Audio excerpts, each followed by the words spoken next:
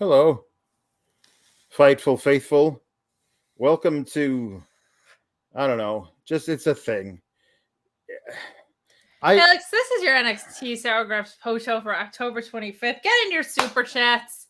Get in your humper chats at humperchats.com so we can keep a little bit more of the money. For a lot of you, where the dollar sign used to be to send in super chats is now a medallion. So you can click that and you'll get the little drop down. You can also send us bits on Twitch at twitch.tv/Fightful Gaming and leave a thumbs up because, guys, we need it. We need it. I'm running out of mops. I'm running out of costumes. I don't know what to do to try and save our show that reviews this show because, Alex, they did a dusty finish twice in 3 days. What are we doing? That was me falling down a canyon. Mm-hmm. And at the bottom of the canyon, there's good booking, and I'm so far away from it. Kate, the Dusty Fish is named after Dusty Rhodes. It's a thing that originates way back in the day when he was the head booker. What it is that because he would do it mostly for himself, because the crowd wanted to see Dusty win, but he knew that wasn't smart for the long-term health of the company he was booking, because you got to have a strong heel champion for the babyface to chase. That's just kind of where the territories were all the time. So they would visually give the audience something to cheer for. Dusty won. Look, he's holding the title, and it's amazing. And then the referee would reverse his decision. Sometimes it would be some nefarious thing that has caused the referee to whatever. And then they would restart the match, and then the heel would cheat, and then Dusty would lose. But at least we got to see Dusty win, even if he didn't really. It is a thing that you should do in your promotion. If it is a national promotion, you should do it once every 2 years at most, not twice in 3 days, especially if one of them is a freaking casket match. What are you doing, Sean? HBK.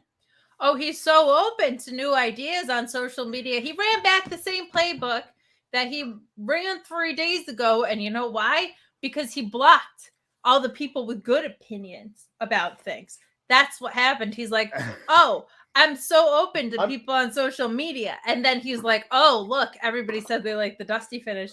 I'm going to go do that. Because the good people he blocked for saying Bret Hart was better than him. Okay, whatever. Here's the thing. Today was Tag Team Title Tuesday. The first match was great. It's the first time I've watched Kayden and whatever she calls herself now. Katana. What I've been like, okay, I get it. You build a women's tag team entirely around speed and double team maneuvers that require their opponents to be like, where the hell did she come from? I'm all in. Like, if I've just never seen them do this type of offense before. Maybe I haven't really been paying attention because none of their matches have really mattered. Now they're the champions, so I'm paying attention. Okay. No, this was definitely by far, in my opinion, too, the best match that they've had as a tag team the entire time that we've seen them together. And I just feel like, the people at the PC were into it. Like, that was really refreshing. This was hot to start off the show, which was good. That's good stuff. Oh my God, they're so negative. Get new hosts. It's called Sour Graps. Well, no, but it's not supposed to be. I keep telling this is so funny because the idea for the show was it was going to be a bit where no matter how good the wrestling was, I was going to find a way to be negative about it because everybody says, oh, you're so negative. No, I like the things I like, and I don't like the things I don't like. I'm not going to be relentlessly positive about something I don't enjoy. I will say this. I thought Kayden and Katana were fantastic in this match. I loved their double team offense. I think it's a really cool way to build them as possible contenders down the line for the main roster women's tag championships because they are so unique in the way that they move and interact in the ring. I think that's great. And I think that Zoey Stark and Nikita Lyons did a great job holding their own in this match as well. Like the way that they came together and taught everything. And kudos to the women for actively participating in the horrible booking.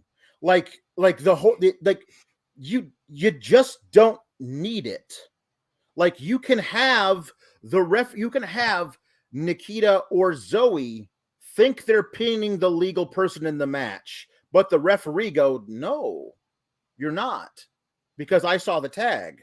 There's no reason to then go the next level and have a different referee come down and be like, no, actually, I was watching backstage and there was a legal tag that you missed. So we're going to have to start this whole thing over, because guess what happens now, Kate? Now we have to call into question literally everything that happens in NXT where a ref misses a tag, misses somebody interfering because their back is turned and they're distracted. Every time there's a ref bump, you literally have to immediately send out another ref. You cannot wait 3 minutes. You have to do the whole thing, because you've established tonight that there is a referee backstage who is the head referee who is watching everything. And if there was a mistake, then he will correct it. Every time you have somebody cheat behind the ref's back now, somebody else has to come from backstage and disqualify them.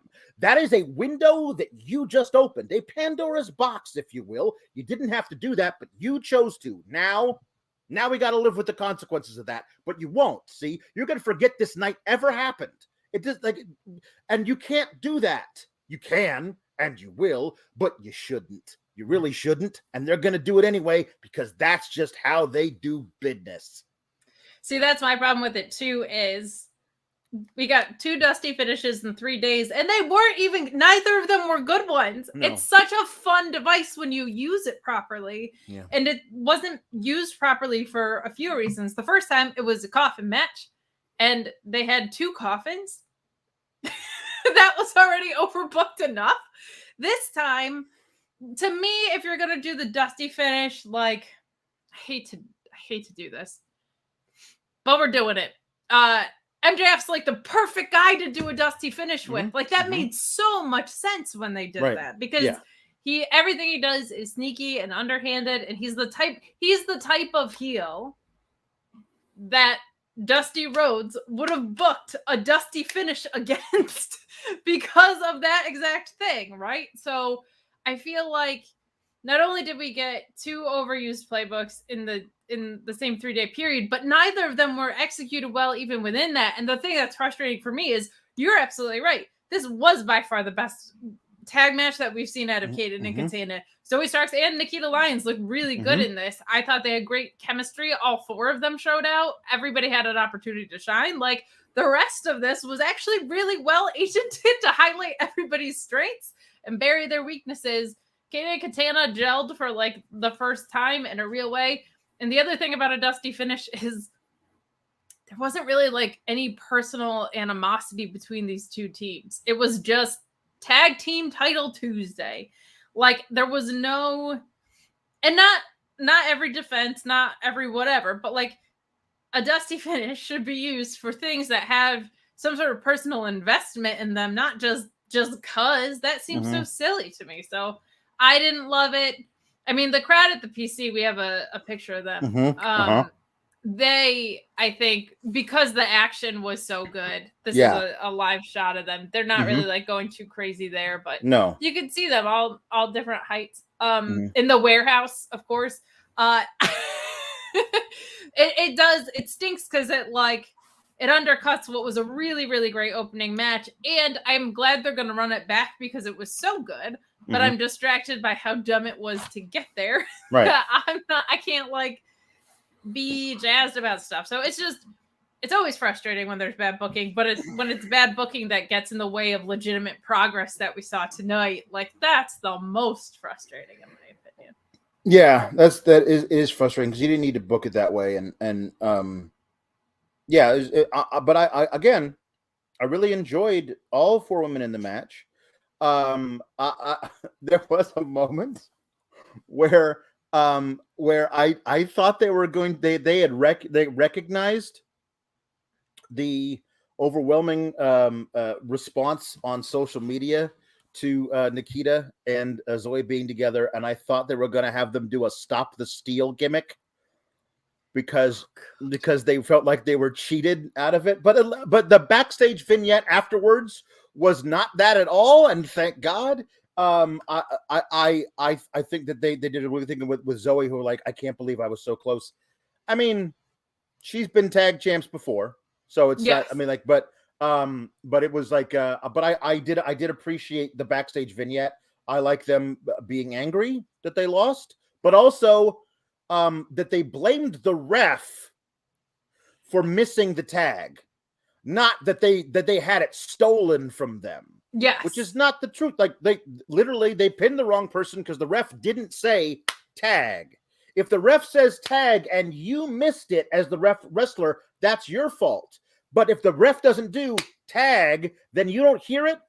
Because the ref didn't do it, that's on the ref. I would like personally there to now be a little blurb on NXT. You don't have to do anything more than this. Just a little thing on the NXT website where like referee blah blah blah has been suspended for 1 week as a disciplinary measure because he's got to get his shit together before he's on TV again.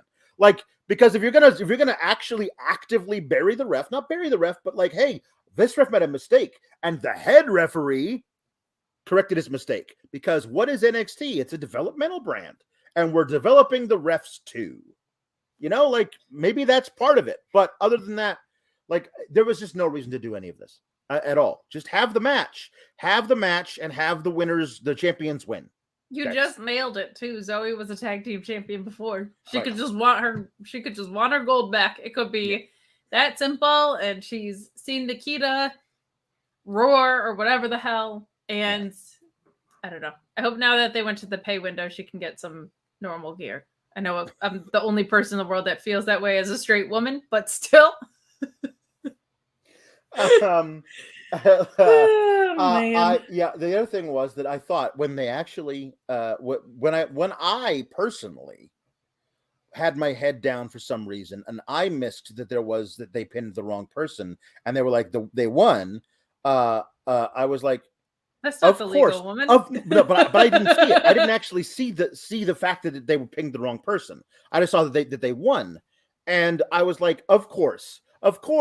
As soon as I start thinking, hey, Kayden and Katana have something here, of course you would book them to lose the titles.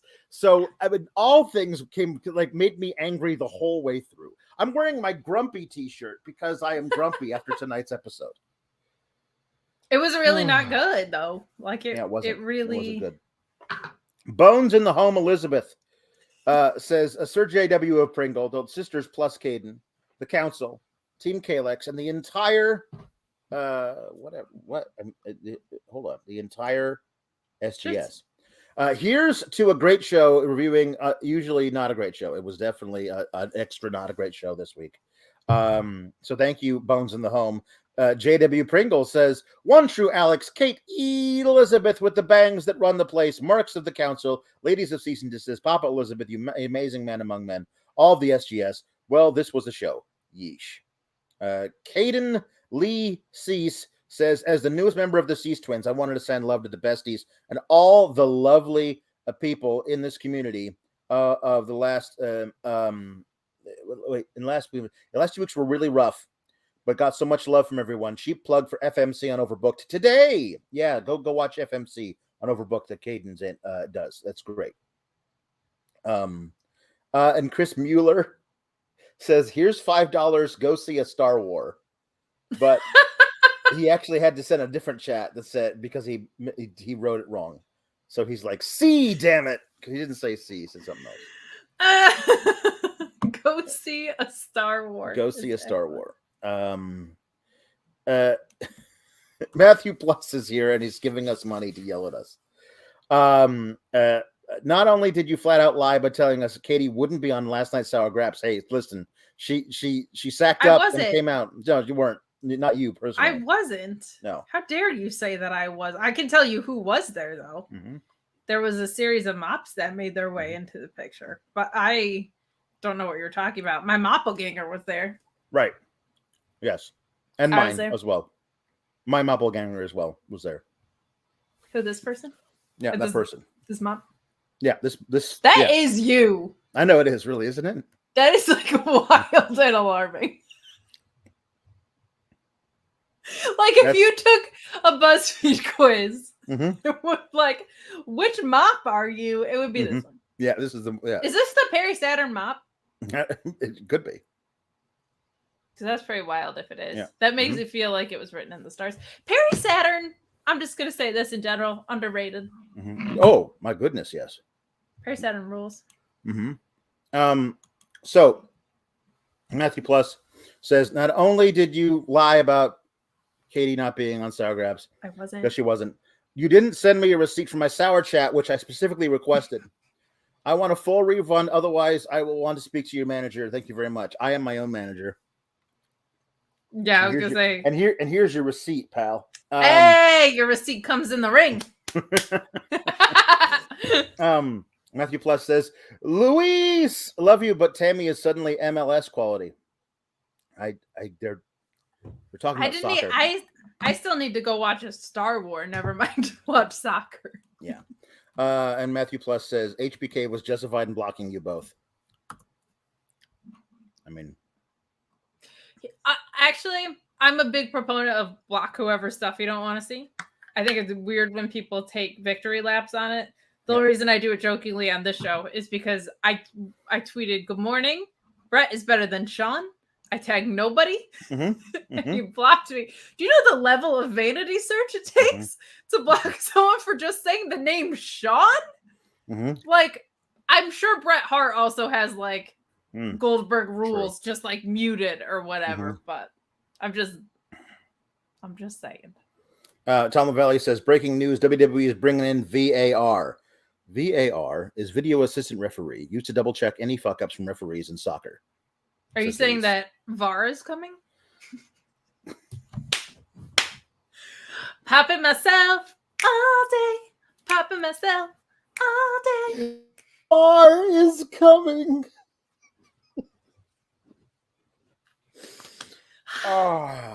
Shit, I'm good at this.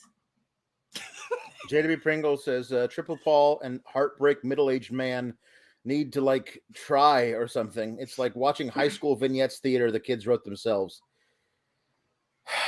It's not great. It's not great. Some of the stuff is not great. And Drinking at Moe's, who warned us via Twitter today that he would be sending in a super chat, says, all over the place this episode, at least some solid matches, and loved R-Truth. That guy is golden. We will talk all about how R-Truth is maybe golden, but they are just straight up wasting time. Just wasting time. I don't know what you're talking about. Feud of the century, Grayson Waller versus R-Truth. Go on, are we doing? Okay.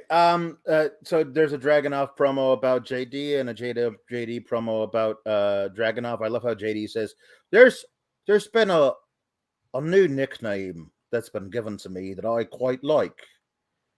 He sounds like a necessary evil. Like, who calls you that? You made that. That's like the episode where George started calling himself T-Bone.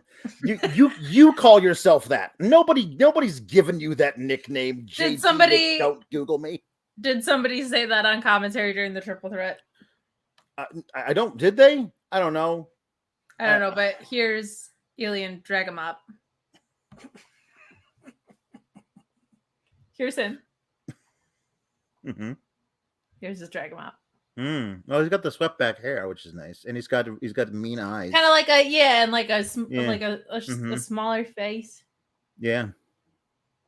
Dragamop. Well, you went with the PNG too. You got fancy. I did.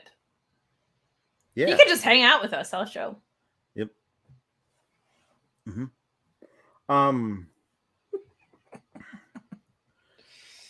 Anyway, Dominic Dijakovac. Wait, we have a new overlay? We have, but it's not a PNG. It's like the other side that's a professional crutch. Yep. I love us. Anyway. So Dominic Dijakovic, they didn't say his name, but they had him do a little promo. It was like, it's not about retribution. It's Get about because he was in Retribution. Because he was in Retribution. So he's coming back soon. He can't come back soon enough. I miss watching that guy wrestle on shows that matter because Main Event doesn't. And I love how they might have actually maybe tried to let this thing go a little while longer with just imagery, but they had to speed up the reveals and the vignettes because Sean was like, "Yeah, no, T-Bar's coming back. It'll be fun. Nice to have him back. Just come up and said it." So Wesley gets a promo about, he gets his "you deserve it" moment, which he does, and I think that's great and good for him. As I said, I do wish, as I've said, that they would book people to be strong leading up to their title opportunity, so that then they could, win and feel like a champion. Like I don't remember what match he won. He didn't. That was the thing. He didn't win a match, right?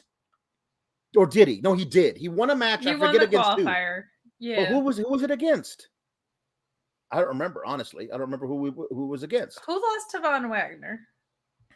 Andre Chase. So it was Wesley and someone. Tony D'Angelo, because he hurt his leg. He didn't actually actively win the match. That's Tony D'Angelo? That's cousin It.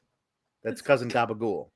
That's Tony D'Angelo. We never got to see him actively pin anybody to get in. That's why it feels so weird to me. Like if he had actually pinned Tony D'Angelo to get in the ladder match, it would have that would mean he had won via pinfall that I watched, that I can remember one match. I don't remember him winning any other matches. I know he lost to Sanga. I know he lost to Zion Quinn. I know he lost to Trick Williams. I guess did he beat Trick Williams once? He might have. Did he lose to Carmelo Hayes at least once? I think he lost to Grayson Waller in there somewhere. They just kept having that guy lose, and then finally they had him win one match to get into the ladder match, but he didn't actually win it. He just won it because Tony D got hurt. And so he won the ladder match, and good for him. I'm glad he's the champion. This is me like, oh, he is so negative. I love Wesley. I want them to book their program better so that the guy who is champion feels like a worthy guy to be in the match to become champion. You gotta help him by booking him to win matches, though. What have the mobs done to you? You're being very gentle today. I mean, listen. We'll get there. Is it because of all the guests? It might be, but we'll get to my rant when we get to the big reveal of who was behind the mask. That's okay. Fair. That's fair. Anyway, he's interrupted by Grayson Waller, who lost his casket match, but says he didn't. So that's all you got to do. Apparently, as a heel, is like, no, I didn't lose it. Like, and then it was like, no, you did. All he did was roll me into a casket and close the lid. It was fine. That's what a casket match is. Yep, that's you losing the match. And so they trade barbs back and forth about what did you do? You climbed a ladder. At least that's active. At least he himself propelled himself up the ladder, and he himself retrieved the belt. You were rolled into a casket, or planted there, actually. Yeah, and he also got murdered by Von Wagner. Yeah, and did a lot of other wrestling things. Mm-hmm, mm-hmm. If you're gonna do the heel, no, I didn't actually lose thing, you have to justify it. Yes, you do. You have to say, no, I didn't actually lose because X. They are yelling at each other about stuff, and I was like, is Grayson Waller really the first feud for Wesley as North American champion? Because that feels kind of stupid. Why would you put Grayson Waller in a feud with Apollo Crews that lasts months and have Grayson Waller lose that feud, only for him to immediately become a number one contender to the North American Championship. Why would you do that? Why are you so bad at this? But apparently he's not. He's the number one contender to R-Truth, because R-Truth comes out wearing a Joker costume and does his full rap, which everyone loves and I hate, because I had to review. I didn't have to. That was it was my chosen profession. In the spring and summer of 2016, I reviewed every episode of Main Event and Superstars. This is when the Golden Truth were a thing, when Goldust and R-Truth were together. They were on every episode of both Main Event and Superstars, and they did the full entrance for it every single time. So I kind of got tired of that thing. It's burned in my memory. Have you considered saying what's up? No, I refuse to say what's up. I won't Just in general? Yeah, if anybody says, "Hey, what's up?" I certainly won't repeat it. I might say how it's going with me, or I might be, clever and be like the ceiling. But I'm never ever gonna say what's up back to somebody. I almost won't do it. What if I ask you what the breakout hit of the band 4 Non-Blondes was?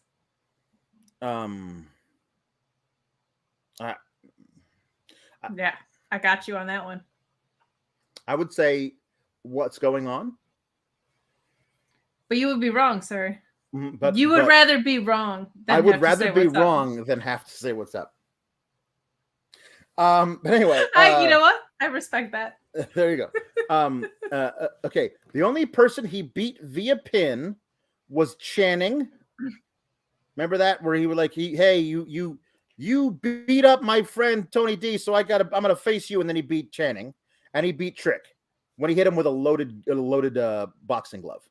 So he beat 2 lackeys of other people. That's the only people he's beaten. So there you go. So R-Truth comes out and does some funny stuff. It's the old thing of like where he would come out in the middle of the Royal Rumble and bring a ladder in the ring because he thought it was Money in the Bank. Yes. It is. He has at this point one gag. It is funny to me 65% of the time. Tonight was all right. It's like, where am I? What's going on? That's his one gag. R-Truth has dementia, and I think it's time we stop laughing at him because it's a very, very important problem we should deal with. No, I think he just has a terrible scheduling assistant because he always just thinks it's a different thing. But right. What I actually did appreciate about this was he did the are you guys psyched for Halloween Havoc? And they were like, true, that was this weekend. And I liked that they turned it into, oh, what happened there? Yeah. That was actually good because that felt like a good way to be like, oh, well, this guy won the title and this other idiot got thrown into a casket and the lid shut on him, which is losing the match. So I did appreciate that they used that silly device as a way to be like, good guy did a good thing, bad guy lost. Right. JW Pringle says matches are now like politics. You lost. Nuh-uh. Okay. Perfect. Exactly. That's what we want. That's good. They rely way too heavily on crowd reaction to determine who they've decided should be champions. They're like, oh, everybody loves Wesley. He hasn't won anything, but we'll just make him a champion because people will react. It's imagine how much better that would be if you told the story.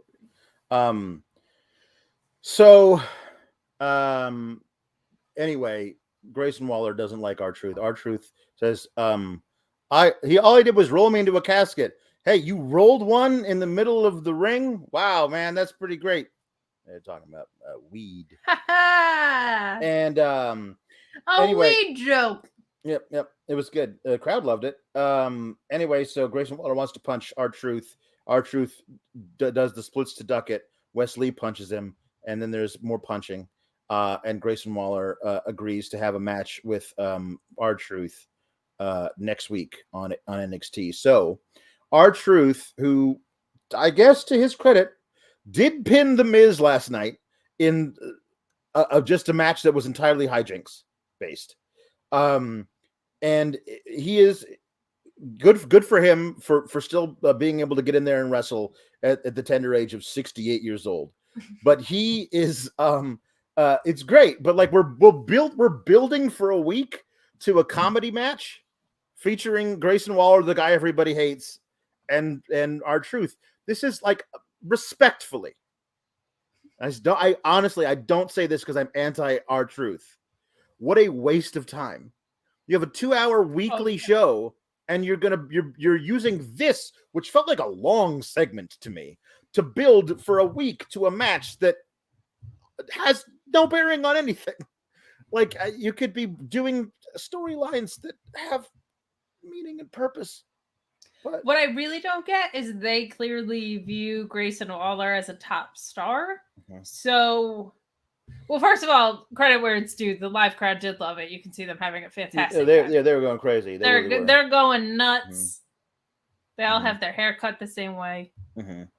But I feel like more often than not, like those kind of quick build whatever with talent that they see something in are usually like a test, right? If you send Natalya down, I get what you're doing. Right. The story might be stupid, but like Natalya not really doing a ton on the main roster, one of the best technical wrestlers you could pair a young talent against, a great way to take a temperature of where someone is. R-Truth though? Right, yeah, no. Like he can wrestle. Yeah. But he's not like the guy Dolph Ziggler and Braun Breaker.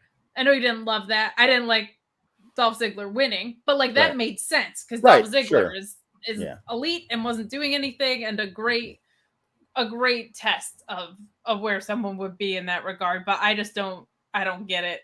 I don't get it with R-Truth. Just doesn't make any sense to me, unfortunately. Speaking of Dolph Ziggler, just that's the back of his head. He's here to show the world. He's here to show the world's Roman hair. Can Ron Killing still go though? I mean, sure, but he doesn't. I mean, he doesn't because they don't ask him to. But let's. I mean, I would like to see R-Truth wrestle an actual match and not like hijink followed by hijink followed by hijink. I'd like to see it. I would like to see it. Not to be rude, but I would not like to see it. Okay. I don't get it, or at least not Luis here. Says he still has that NWA champ inside of him. That's sweet that Luis thinks that. I'll have to see it, I guess, to believe it. But look, he's half the age of Bobby Fish, which is pretty old in wrestling years. So it's true. I have my hesitations. Apollo Crews got interviewed, and he's apparently done with Grayson Waller, and he wants to move on to Braun Breaker, which is good. He says now Grayson Waller is R-Truth's problem.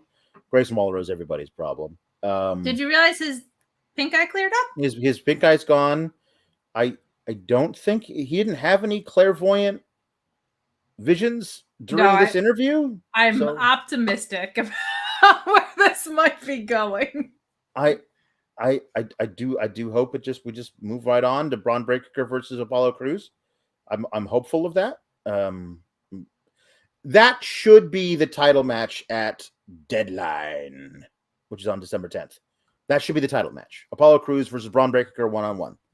That's your title match for Deadline. If you don't do that, I think you made a mistake. That's what I think.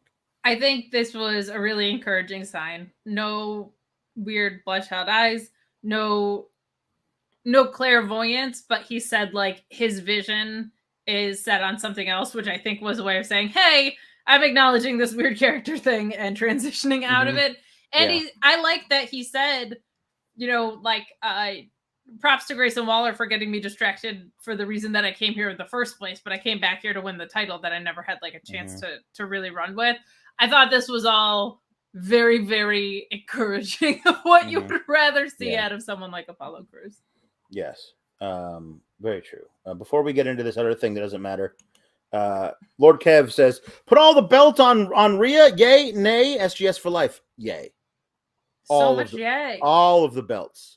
Just slamming Luke Gallows like it was nothing yesterday. You're not allowed to do what you're doing with Rhea, where she picks up a 6'8", 290-pound man and body slams him. You're not allowed to do that unless you are testing the waters for eventually Rhea Ripley wrestling a dude.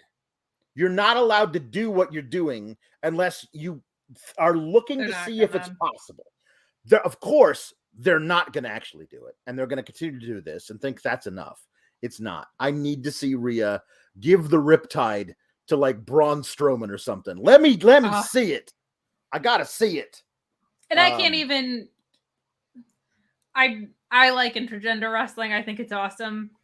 I understand the like issue of if I worked as a television executive, I don't know if I would want a woman fighting a man on my television either. I get it. I think the time has passed because of both of where their characters are now. I thought maybe a year ago there was an awesome opportunity to do a Sami Zayn doing a Andy Kaufman character.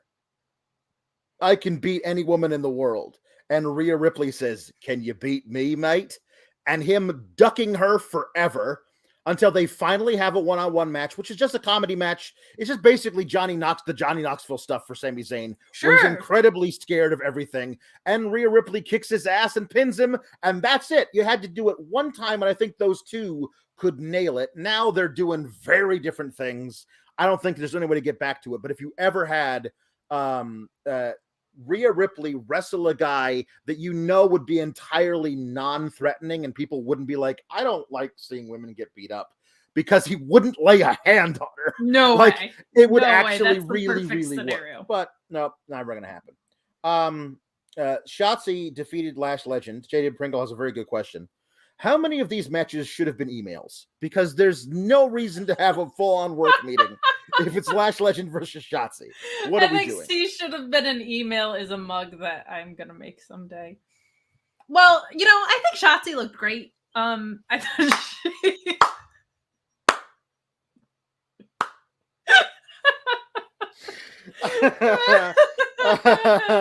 I was so excited when I found that one. I'll tell you, this was shocking to me. I felt as though Booker T said something productive on commentary. Did he? Because I've been muting him most of the time. Understandable. Mm-hmm. But he kind of acknowledged where Lash Legend is in her career, like in a really good way. He was like, Mopsy Blackheart. Oh yeah, some of them I labeled well, like in that vein. Other ones I didn't. I don't think that got the dub of Mopsy Blackheart. He had said like, oh man, if I was able to work with her, he was basically just saying that like she's raw potential, like she's not essentially like not on Shotzi's level yet, but like she has a bright future ahead of her if she can figure out how to like harness all of her strengths and her physical strength. And it was really refreshing to hear somebody walk the line of talking about where a young talent who's not TV ready really is, while also saying like they're gonna get there. It like walked the line really, really well. And I was like, is this the same Booker T who like they clearly told to just be quiet when Quincy comes out because he is not a delicate bone in his body around that. But I thought that was really, really well done. This is, I think, the longest match that we saw from Lash. I think,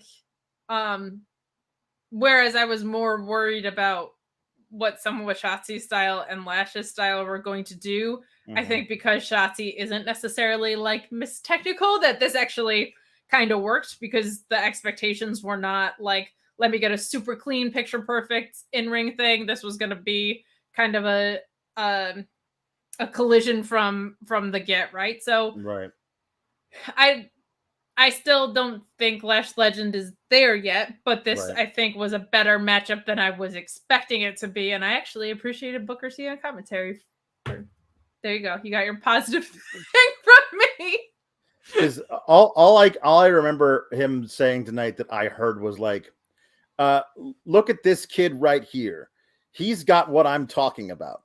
And I don't even know if that explains anybody or anything. Like, like it just okay. Look at this kid right here. That's what I'm talking about. No, he's got what I'm talking about, and I don't remember him talking about anything. Like that could be his gear. That could be. Yeah. But always nice to see Shotzi in action. I think right. She's good. Look at the star quality in that woman. I mean, my goodness. Julie Cutler saying Booker T on commentary is like your drunk uncle at your wedding. We have to monitor really closely to not say anything out of turn, but he's obligated to be there. That is not inaccurate. Nope, it's good. Shotzi, because Shotzi is now Mopsy, it's her new welcome to the mop pit. You can get your mop kicked. Is the name of her song. I think. Is it? Have you noticed? Mopsy Blackheart? Or is it Shotzi Black Mop? No, because it's a green mop. Yeah, it's green mop. It's Mopsy because also you have to obey the vowel sound. If you're going to replace anything with mop, it's the ah. So Shotzi is obviously Mopsy, but also have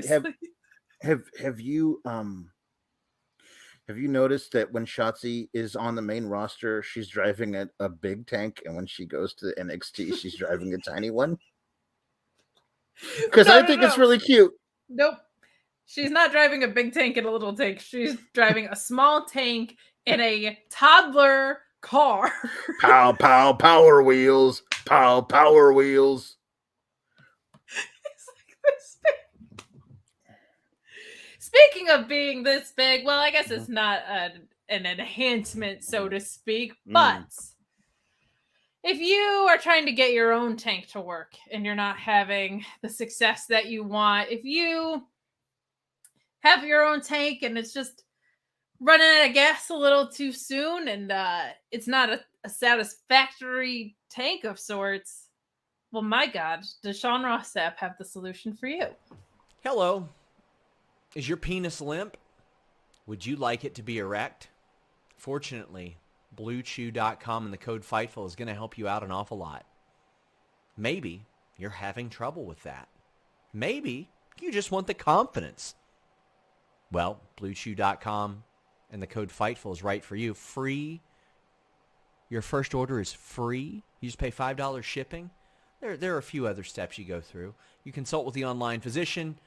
If approved, it ships straight to your door in a discreet package. But your first shipment is free with the code Fightful. It's got the same active ingredients as Viagra and Cialis, so you know they work. But they work on your schedule or whenever you're not ready and you want to be ready, whenever the mood arises. It's in a chewable form, very easy, very simple. Help yourself out. Give yourself that confidence with BlueChew.com and the code Fightful. We play that one and Sean's like, it's free? I want to be like, yeah, were you not here last week? Still, it's free. Jake Salzer, I think that was Hornswoggle's tank back when they did Mini DX. Might have been. Probably is. Might have been. Goodness. Okay. And if you want to drive a big tank, Bluechew. It's for tanks of all sizes.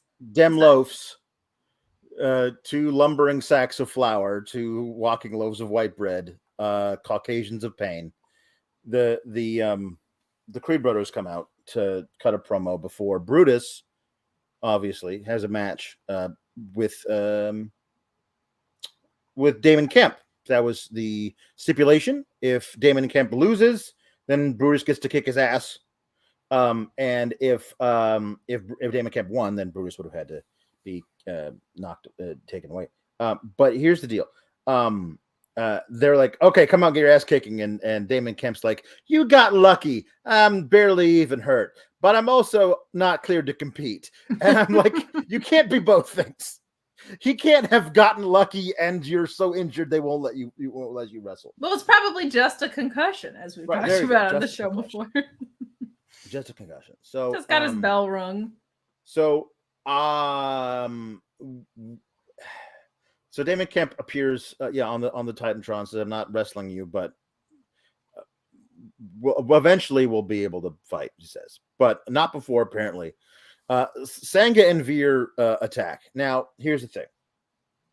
I'm very happy that they are not dressed as what they would have called in the old days savages. Like the way that, like, oh, they're foreign heels, they're from a country that doesn't speak English.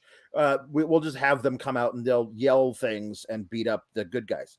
Now they're dressed like in suits, which is great, but they're still acting like what Indusher used to do. At least Veer is, but Sangha thought really hard about whether or not he wanted to choke slam a guy, which was interesting. Like Sanga's having some doubts, which I like. Like that was the first thing on the entire night I enjoyed, really, because the finish of the tag match soured me on it so much. I was like, well, that's a lost cause.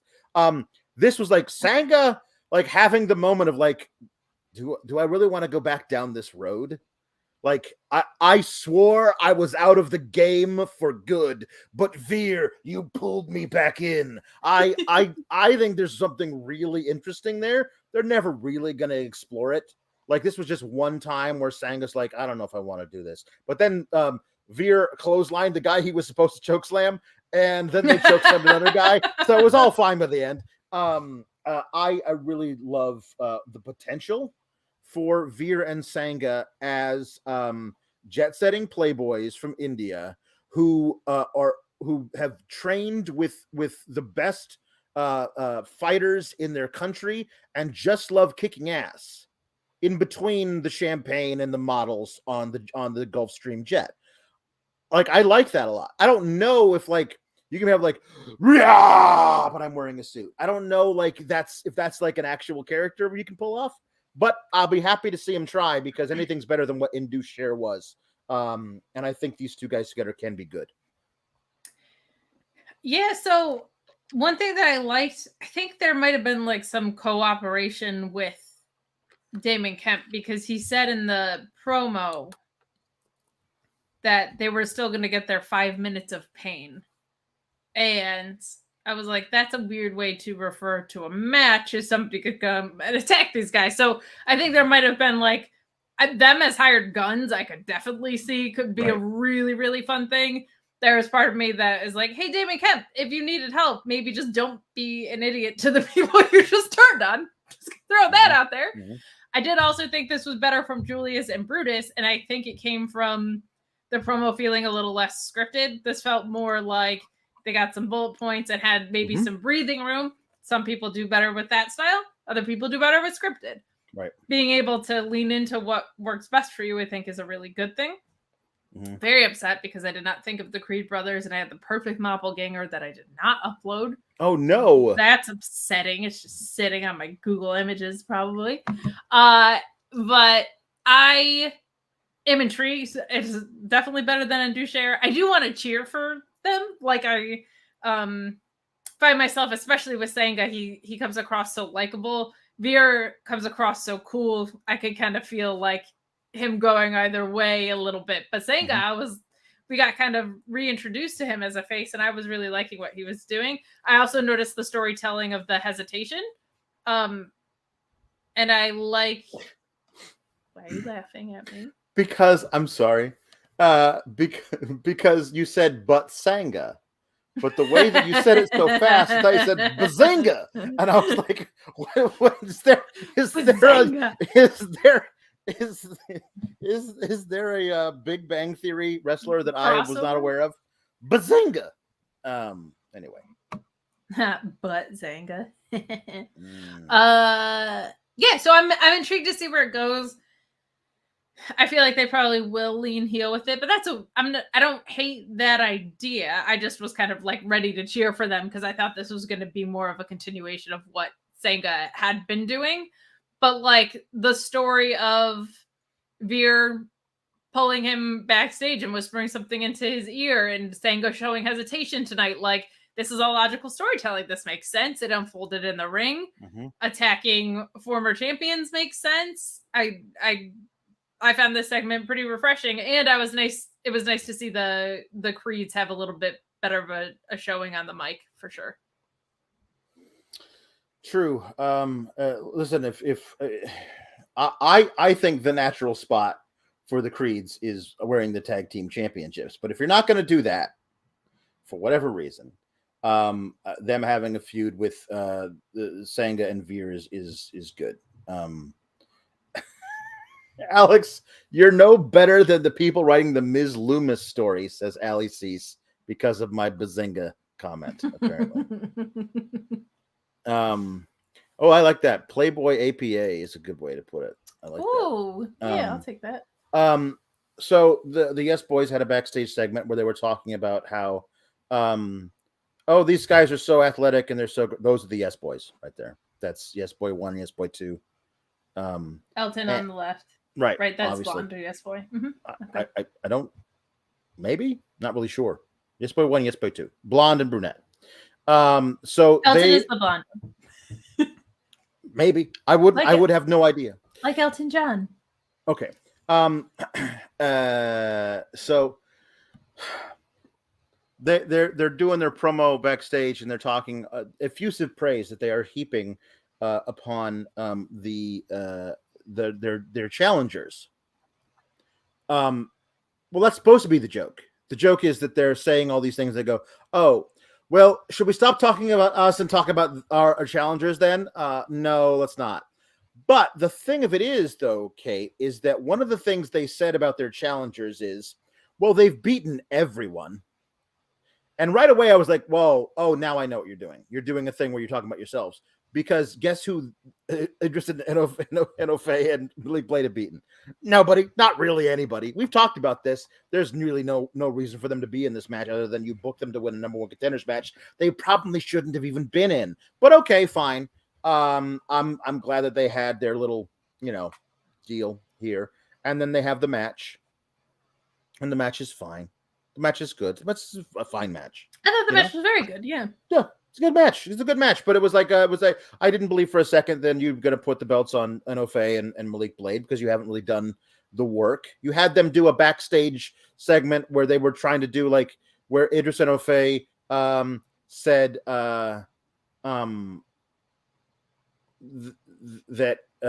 it was quoting Eminem lyrics, but he wasn't saying, the great Eminem once said. He was just like saying them. And Malik Blade says, wait a minute, are you saying Eminem lyrics right now? Like they really are, like, especially Malik can't, like, he can do a really great high flying crossbody off the top rope, but don't ever let that man open his mouth. Like you got to get him some serious acting coaching, because if you want him to be anything, he's going to have to learn to like get that part of it right. And right now he's just it's not working out for him. I feel bad because there's a lot of people who aren't really good at public speaking or talking in front of a camera or reciting lines, but I guess that's what we're doing.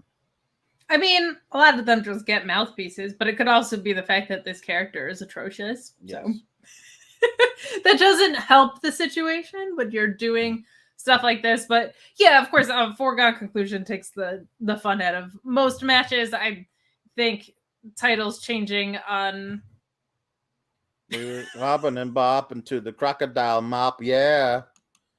Crowd mopping. It's time to do the it's good.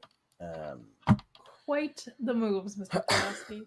But I thought the match was really good. This was, I think, the longest showing that Edris and Malik have had. I'm a Muppet Man. Muppet Man. Sorry, I'll stop interrupting you. That's okay. I've been interrupting you with mop gifts the whole day. If you're going to be singing Elton. Right. Or should be Elton. We got to get Elton back on. Yeah, sure. But yeah, this I think was a pretty good showing considering it was their longest match. I think assuming that titles are going to change on a random weekday is probably pretty silly. That kind of, we talked about that with Bailey and Bianca yesterday, right? Or you did with your own self as a mop. I did. So yeah. JB Pringle says, my watch wifed with me for a bit tonight.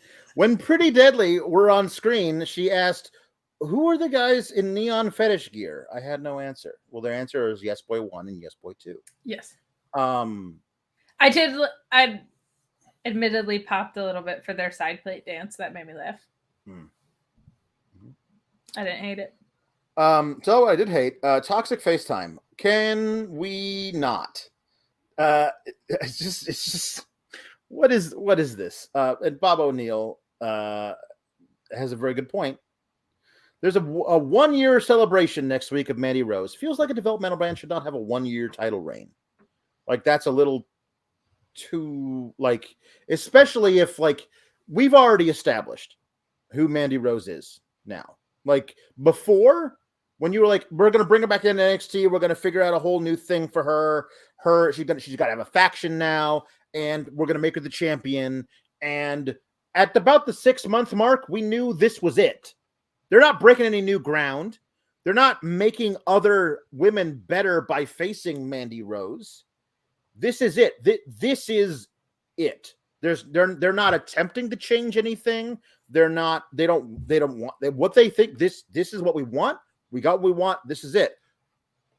Great. Now you're actively holding back everybody else around them because nobody can move up when you already know this is the thing. So put them on the main roster already and have them try and do this act on the main roster and see what the ceiling is for this act on the main roster. Because if you're just like, hey, what do we want to do with Toxic Attraction this week? I don't know. Have them do really terrible forced FaceTiming? That can't be the answer. Yeah, so that's the other thing is when you look at reigns of like long NXT reigns, they weren't really a developmental brand at those times. Like, and Shayna Baszler was making other wrestlers better around her and developing into a champion. Asuka, you could probably make the argument, came over main roster ready, I think is fair, but had an unbelievable legacy there.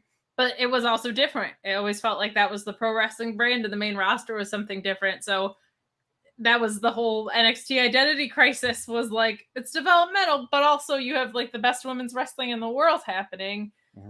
Mandy, because her strengths are not wrapped up in her in-ring as much, she was never going to be like the established vet that came down and made other people better via her matches.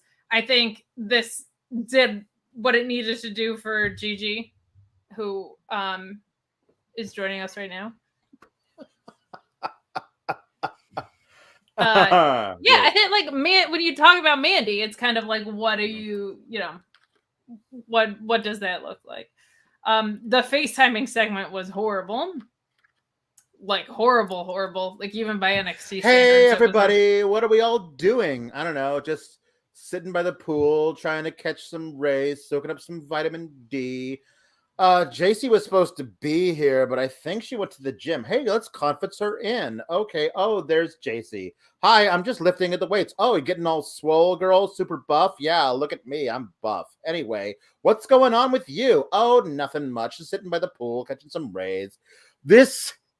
How is this good television?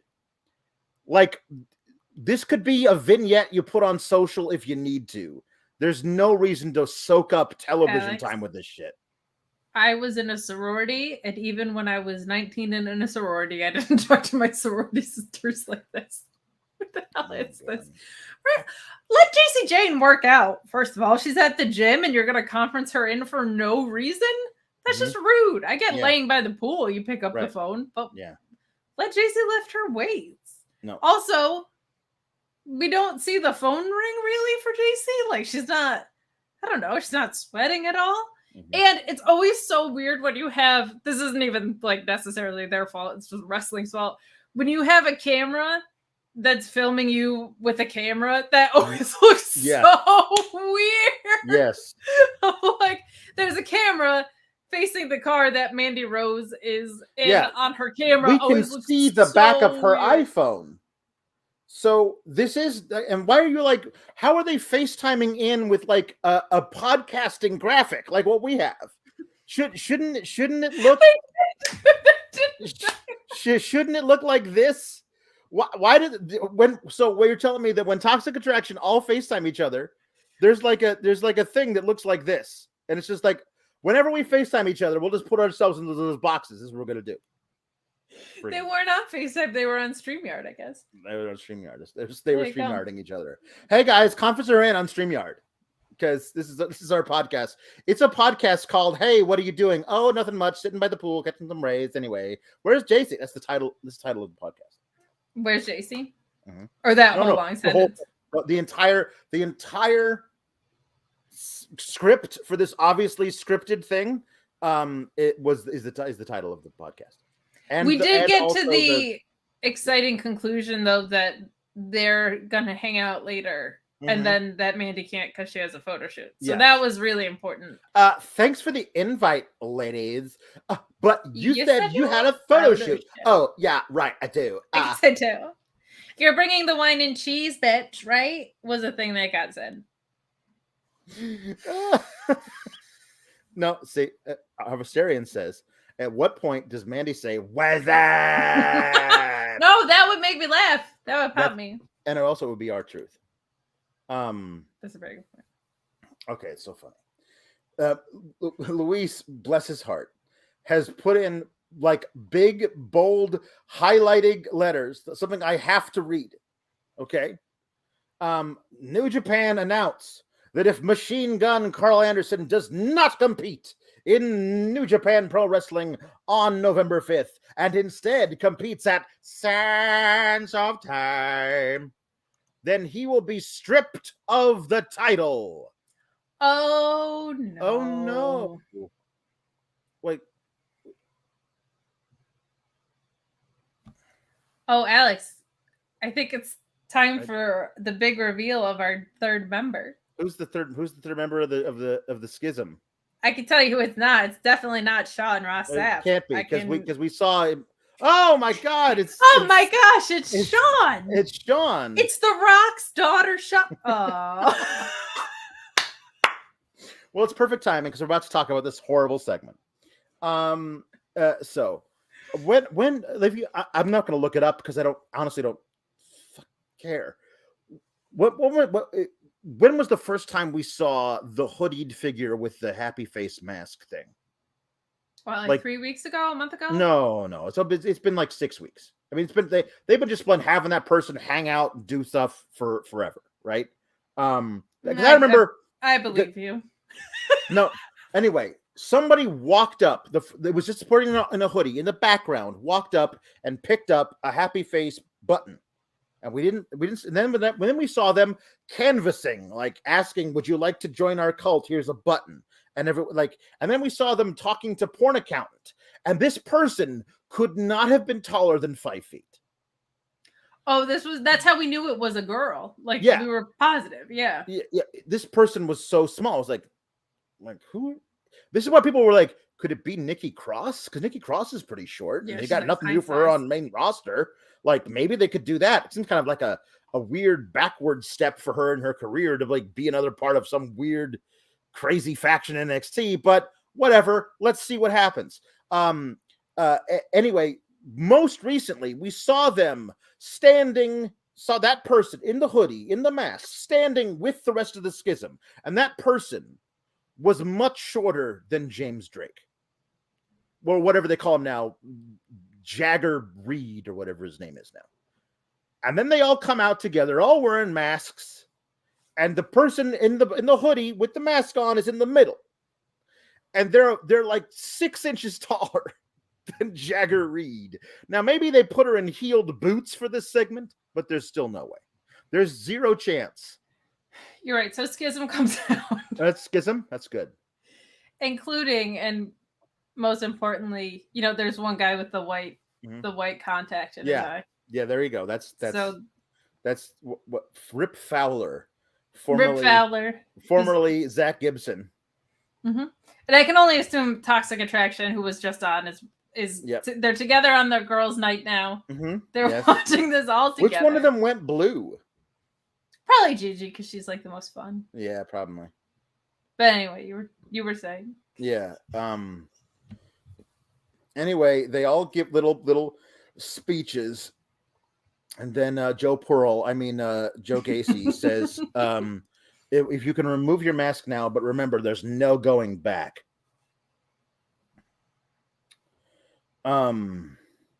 And she steps forward and she removes the mask, and nobody seemed to know what the hell who this was and what it was supposed to be. I don't know. Like people were like, "Oh, it's going to be Isla Dawn from NXT UK." I don't know that would have gotten a reaction either. When I realized from checking social media that it is in fact Simone Johnson. Her name now is Ava Rain. Simone Johnson, the daughter of Dwayne Johnson, who you might know as The Rock.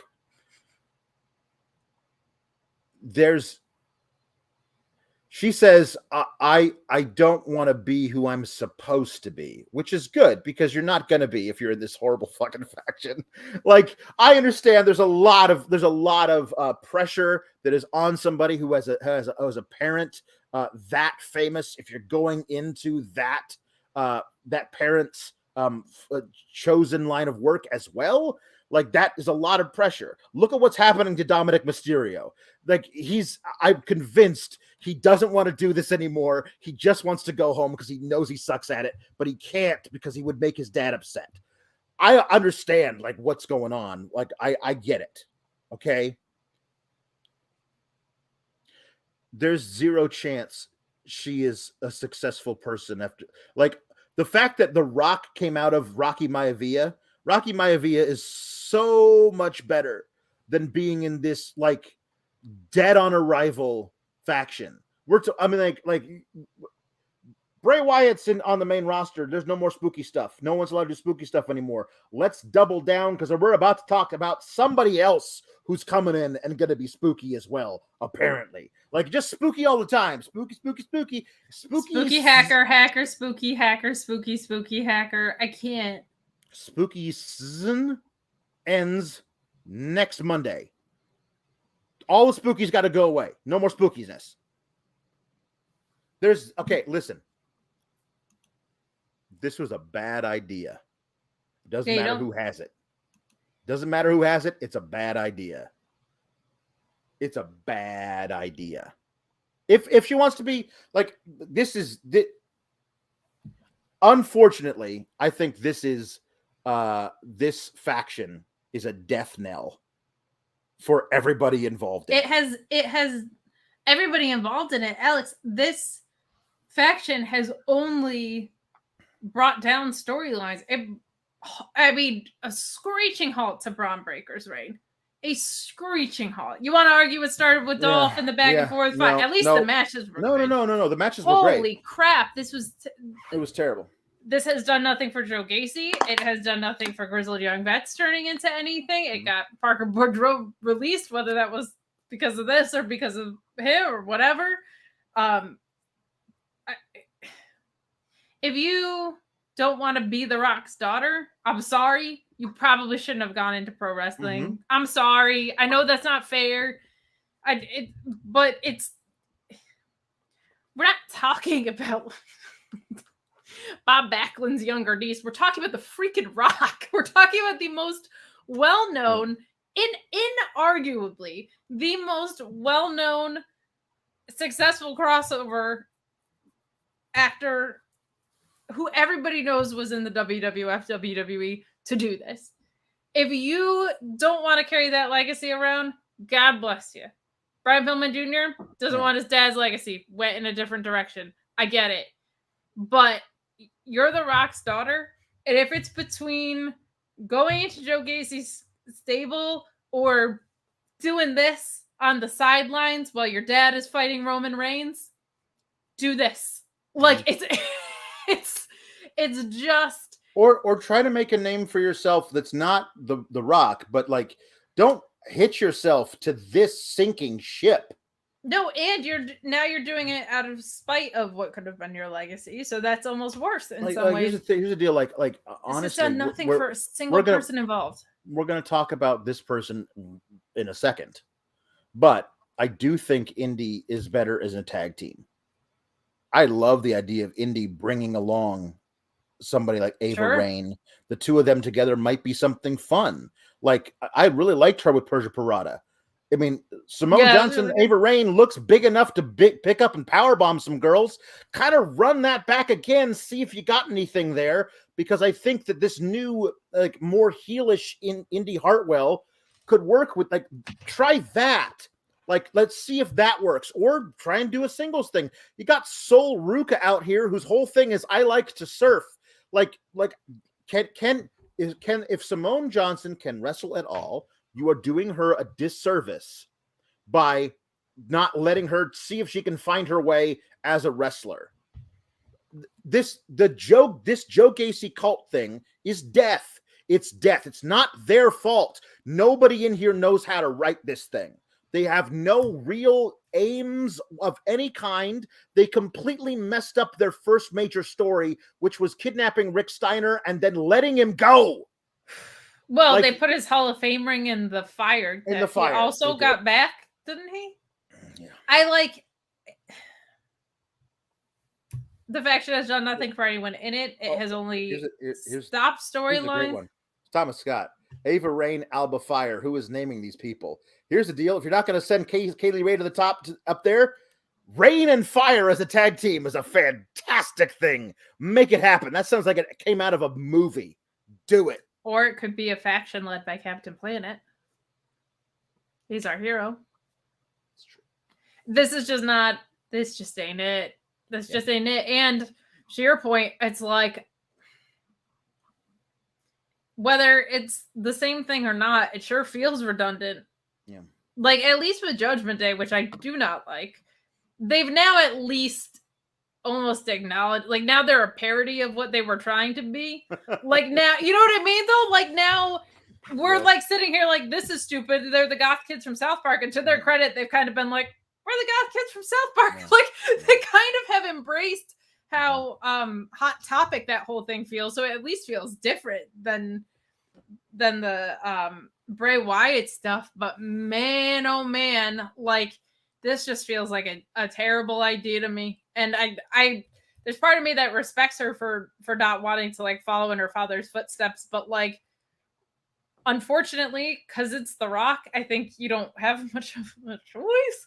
And on top of it, like, there's a million paths you can take that are not this one. And again, stop acting like we're stupid. We saw this hooded figure walking around a foot shorter than this for months. And wasn't she just like a beauty queen or something? Who? Not Ava. Who was the beauty pageant queen? That wasn't Ava Raine, was it? Oh, no. That was Santino Morella's daughter. I can't remember what she was. Ariana Grande, but not Ariana Grande. It was Ariana Grace. Okay. Ariana Grace. Didn't they set up something with the two of them or something? Yeah, but she's injured now. She got injured training, so she's that stinks. That is stink for her. Here's what you do. Here's what you do.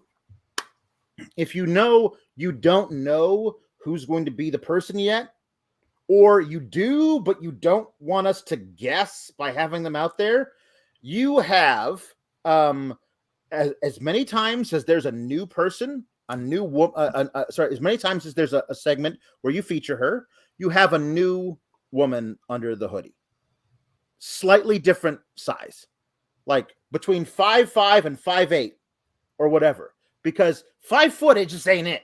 Like, make it so we're like, is that the same person? Make it a point of it.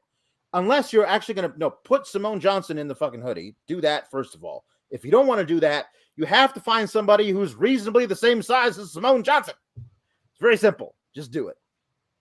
But I just don't understand why, if the biggest arc in all of professional wrestling for 3 years is looking to be a feud versus your dad, I know, the biggest star in wrestling currently, why you don't even take a peripheral Lash out role. You don't even have to stay on the main roster. Just go be in his corner and come back down to NXT. But, like, there's no better track to grease than this. Like, I get, like, she kind of can't do the indies, right? Because she'd be the Rock's daughter on the indies and whatever. That would be like a disaster. But, like, I just, to your point earlier, regardless of who pitched it, and I'm all for, like, listening to talent, but not when they're creating ideas when they're this young, creating ideas that are detrimental to themselves. Like, that's not good.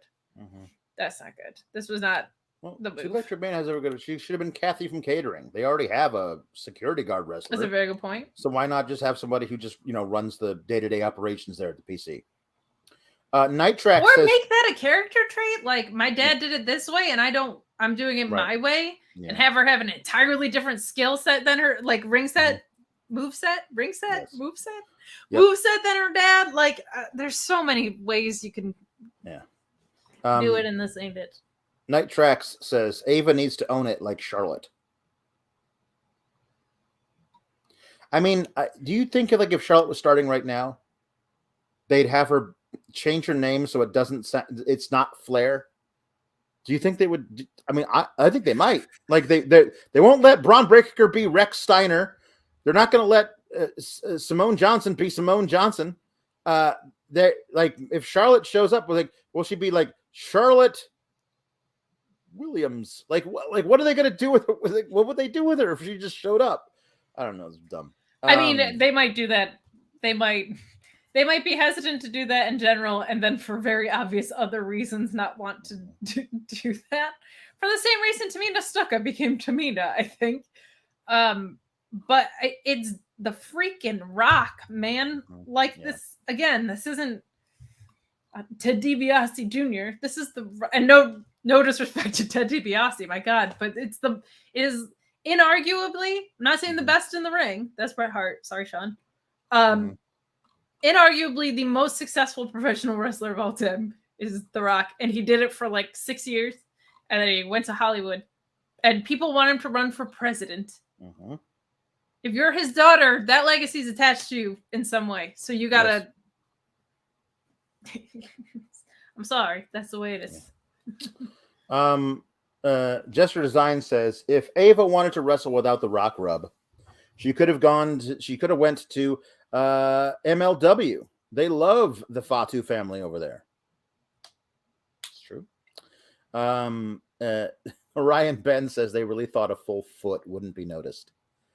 It's not like oh, the Rock heads are 2 inches different. No, like it's a giant difference. Like she was very much shorter than all of the people that she was the hoodie was on the backstage segments, and nope, not anymore. Gesture Design says Sour Grap. Ava Raine is rocking Bloodline colors with the Schism. I smell a brief feud and a call up. No, we're not doing a feud between the Schism and the Bloodline. No. Jake Salazar says, let me get this right. The Rock's kid goes to NXT, but Ray's awful dipshit son could be on the main roster, absolutely sucking at everything that makes a wrestler a wrestler. This is treason of the highest order. I mean, I don't know, man. See, I think Ray signed that contract and we're like, and you're gonna make my son a star. And they were like, yes, we are. You're not going to AEW. And that was the way that worked.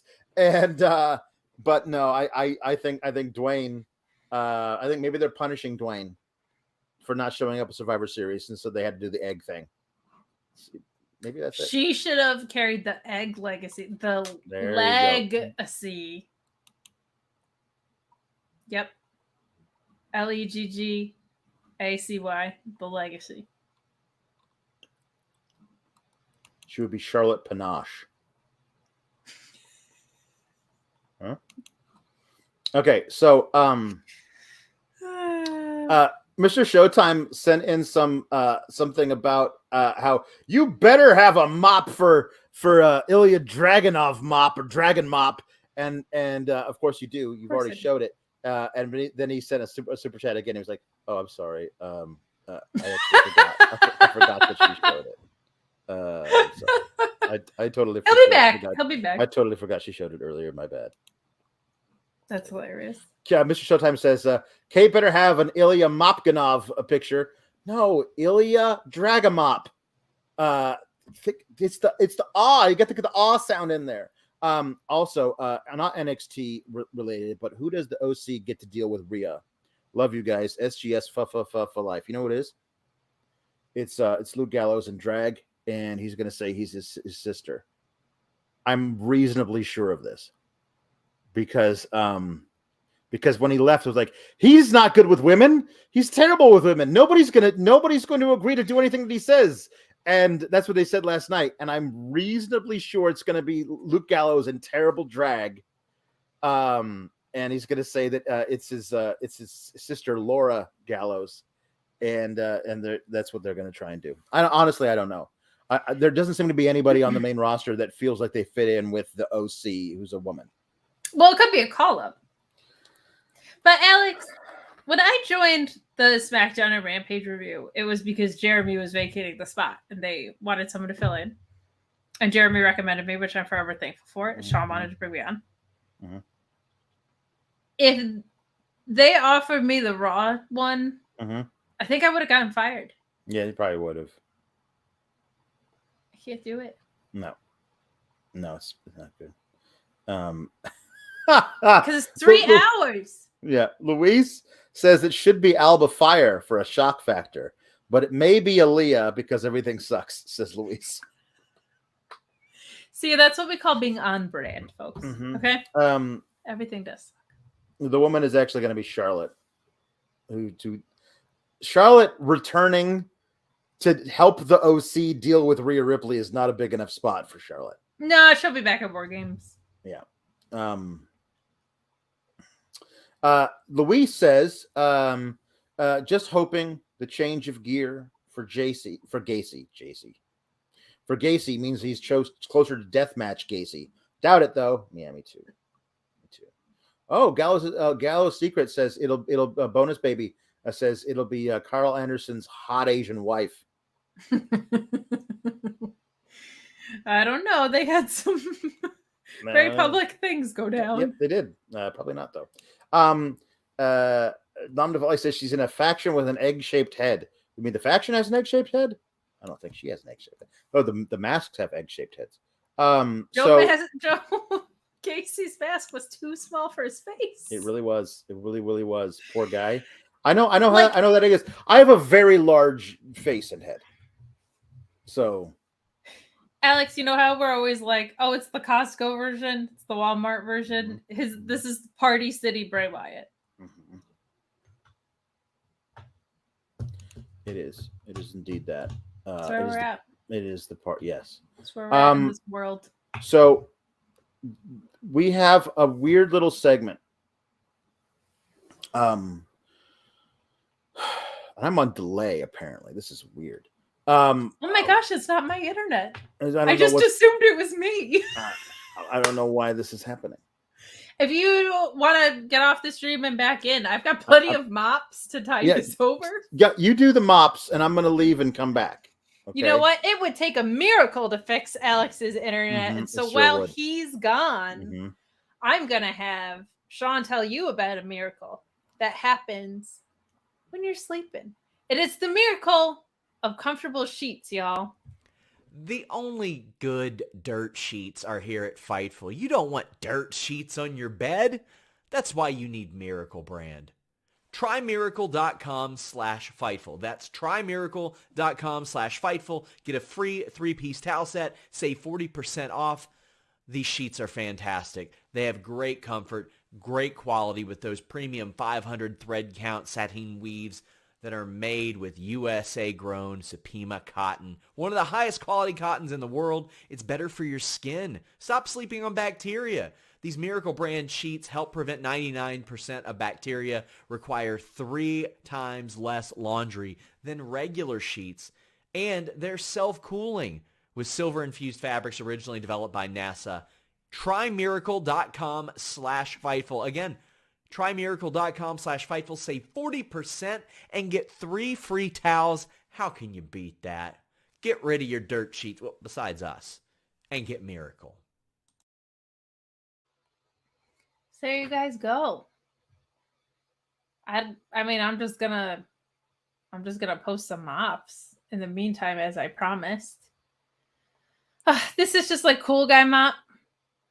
I think it's Joey Janela. I haven't decided yet, but I'm pretty sure that's a Joey Janela mop. Let me know in the comments if you guys think that's Joey Janela.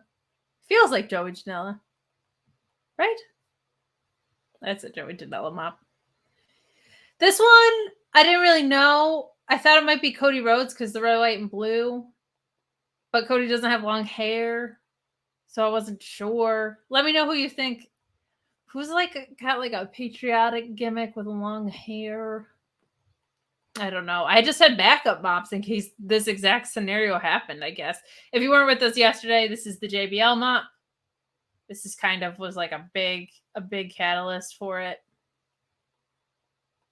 I'm trying to think. Any other mops that I haven't? Man, I really went through my mop categories fast.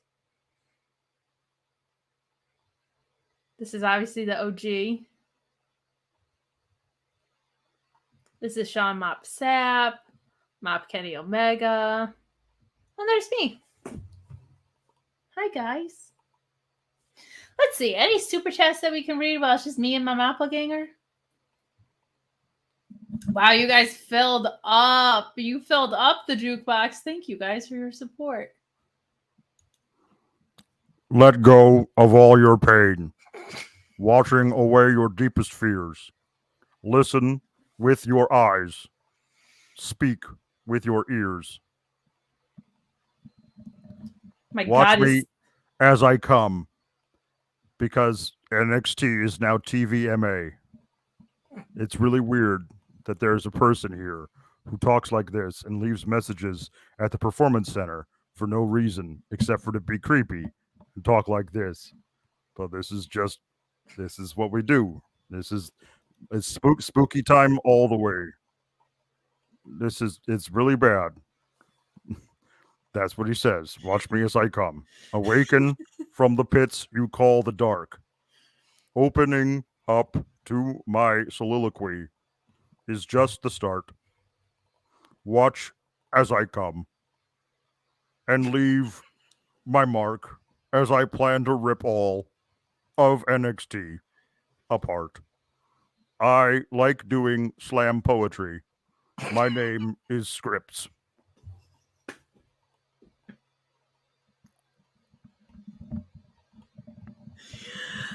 Hi, Mop Alex. Or creepy hacker man, whoever you are. My name is Scripts. Hi, Scripts. Have you considered better scripts at NXT? Because I hate to be so negative with you coming on here, but the scripts aren't very good that we've seen. No, I don't write the scripts. That's just my name. Oh, okay. Very apropos. Very apropos. How does it feel being the 8th spooky / hacker gimmick situation this week? It feels kind of like tacked on, like it's kind of like the last thing. I mean, they had a buy 7 get 1 free, and that was me. So I'm the 8th spooky gimmick here. You're like the 8th world wonder, but as far as spooky gimmicks go, you know? Yep. You sound not depressed. Depressed isn't the right word, but I'm depressed. I'm the 8th. Okay. I'm the 8th spookiest gimmick on a show that shouldn't have any more other than 1. That's fair, but I think you might still be better off than Schism. So you got that going for you. No, I guess. I wanted to be in Schism, and they were like, "No, we already got the Rock's daughter." And I was like, "Well, I mean that I can't beat that." So then I was like, "Maybe I'll just start leaving voicemail messages." And they were Have you considered, since your scripts a pharmacy gimmick where you're writing out prescriptions or a doctor? No, I actually did some time for that. Sending out fake prescription medication. It's a whole thing. But I had to plead to it. It was just like, listen, I mean, there's a whole thing. It's fine, but no, I don't want to do that again. I'd rather not go back and do more time. It's really hard. I feel like if you went to the Chase University School of Medicine, you would have been fine. Do they have a medical degree there? I don't know. We could check in with Andre Chase. We might have to check in with Andre Chase, I suppose. Is he done yelling at his students for no reason? It doesn't seem like he's done with it, but it did feel like maybe he's working to like control his temper today. I'm very sorry. I don't mean to be that guy, but my name is spelled with a Y. It's SCRYPTS.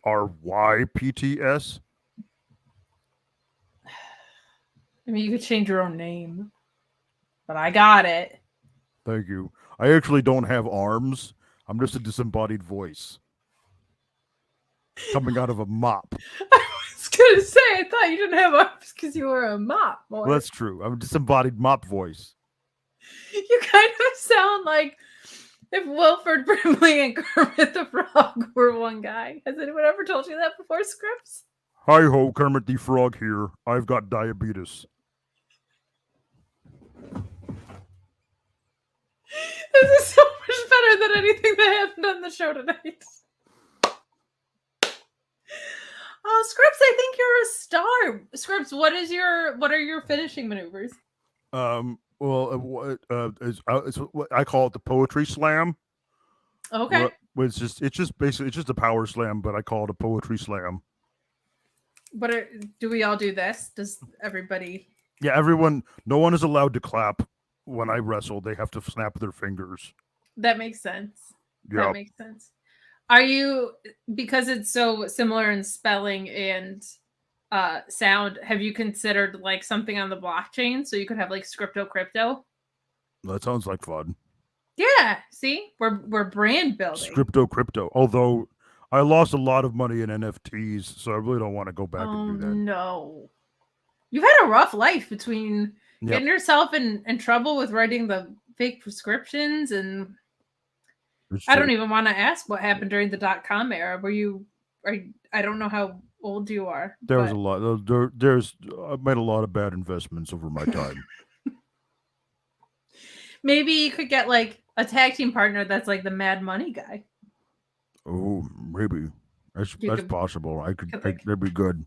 That guy with all the question marks on his suit. Yeah. Matthew Lesko. Maybe he and I could try and go for the tag team titles.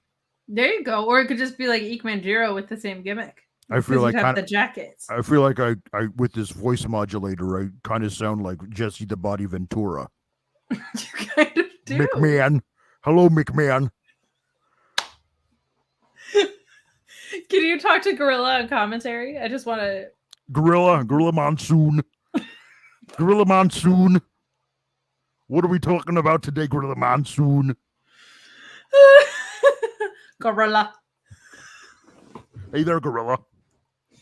How long have you been wrestling for, Scripps? Oh, I don't actually wrestle at all. Oh, you don't? You just hack things? Mostly like Dominic Mysterio. I have no experience wrestling whatsoever. So I thought I was going to go straight to the main roster, but it turns out my dad isn't a very famous wrestler, so I can't do that. Gotcha. It's tough. It's tough out there for not Rey Mysterio's kids. Mm-hmm. Yep. Have you spoken to Alex recently? No, but hold on. I mean, you just look a lot alike. That's well, you don't know what I look like. I mean, it's just an avatar. It's just a mop avatar. Oh, okay. I thought that was a picture. It's a mop. It's a mop avatar. It's an avamop avatar. You know, if Alex were here, he would be lecturing you about your vowel sounds. It's very possible. It's true. Who's your favorite wrestler? My favorite wrestler? I don't know. Right? Are there any poets who are wrestlers? Not poets, but like a Damian Sandow might have been up your alley. Yeah, perhaps. I just like writing poetry, and that's really weird poetry, and I like calling answering machines and then just leaving the message on the answering machine. Do people still have answering machines? Apparently they do. I don't know. Like, that was a weird thing. I didn't understand when they were like, "Hey, this is the Performance Center. Please leave a message after the beep." Beep. I'm like, what is this? 1987? Anyway. I think Edris Enofe might write poetry. He was writing something about Mandy Rose. Oh, yeah, that's right. But they were all limericks, as I remember. That's true. You want there once was a Mandy Rose from Nantucket. He just put Mandy Rose in Piano Man, the chorus to Piano Man. Or verse of Piano. What's been going on? I've been trying to get my internet back Oh together. my I have no idea gosh. what's happening. I don't know either. What? It was so weird. Someone popped in. I don't know who gave him the StreamYard link. I have no idea. That was very odd. Hold on. It was. So I'll be wrestling writer and you can be me. Everything sucks. Our local establishment with the raid on Twitch. Thank you, rating for Twix. Appreciate Thank you. If you just walked in on what just happened, I'm so sorry, but also you're welcome. Jake Salazar says probably going to be the Gallows' secret weapon is going to be Elias's sister Eloise. It's probably very, very true. Is there anyone ready to be called up that would fit in? I don't think so. I don't know. Sky Singe says 4 roots, 1 tree. Give me back GYV. Oh, wouldn't we like that? So apparently there's this script segment. I don't know. I missed it on the show.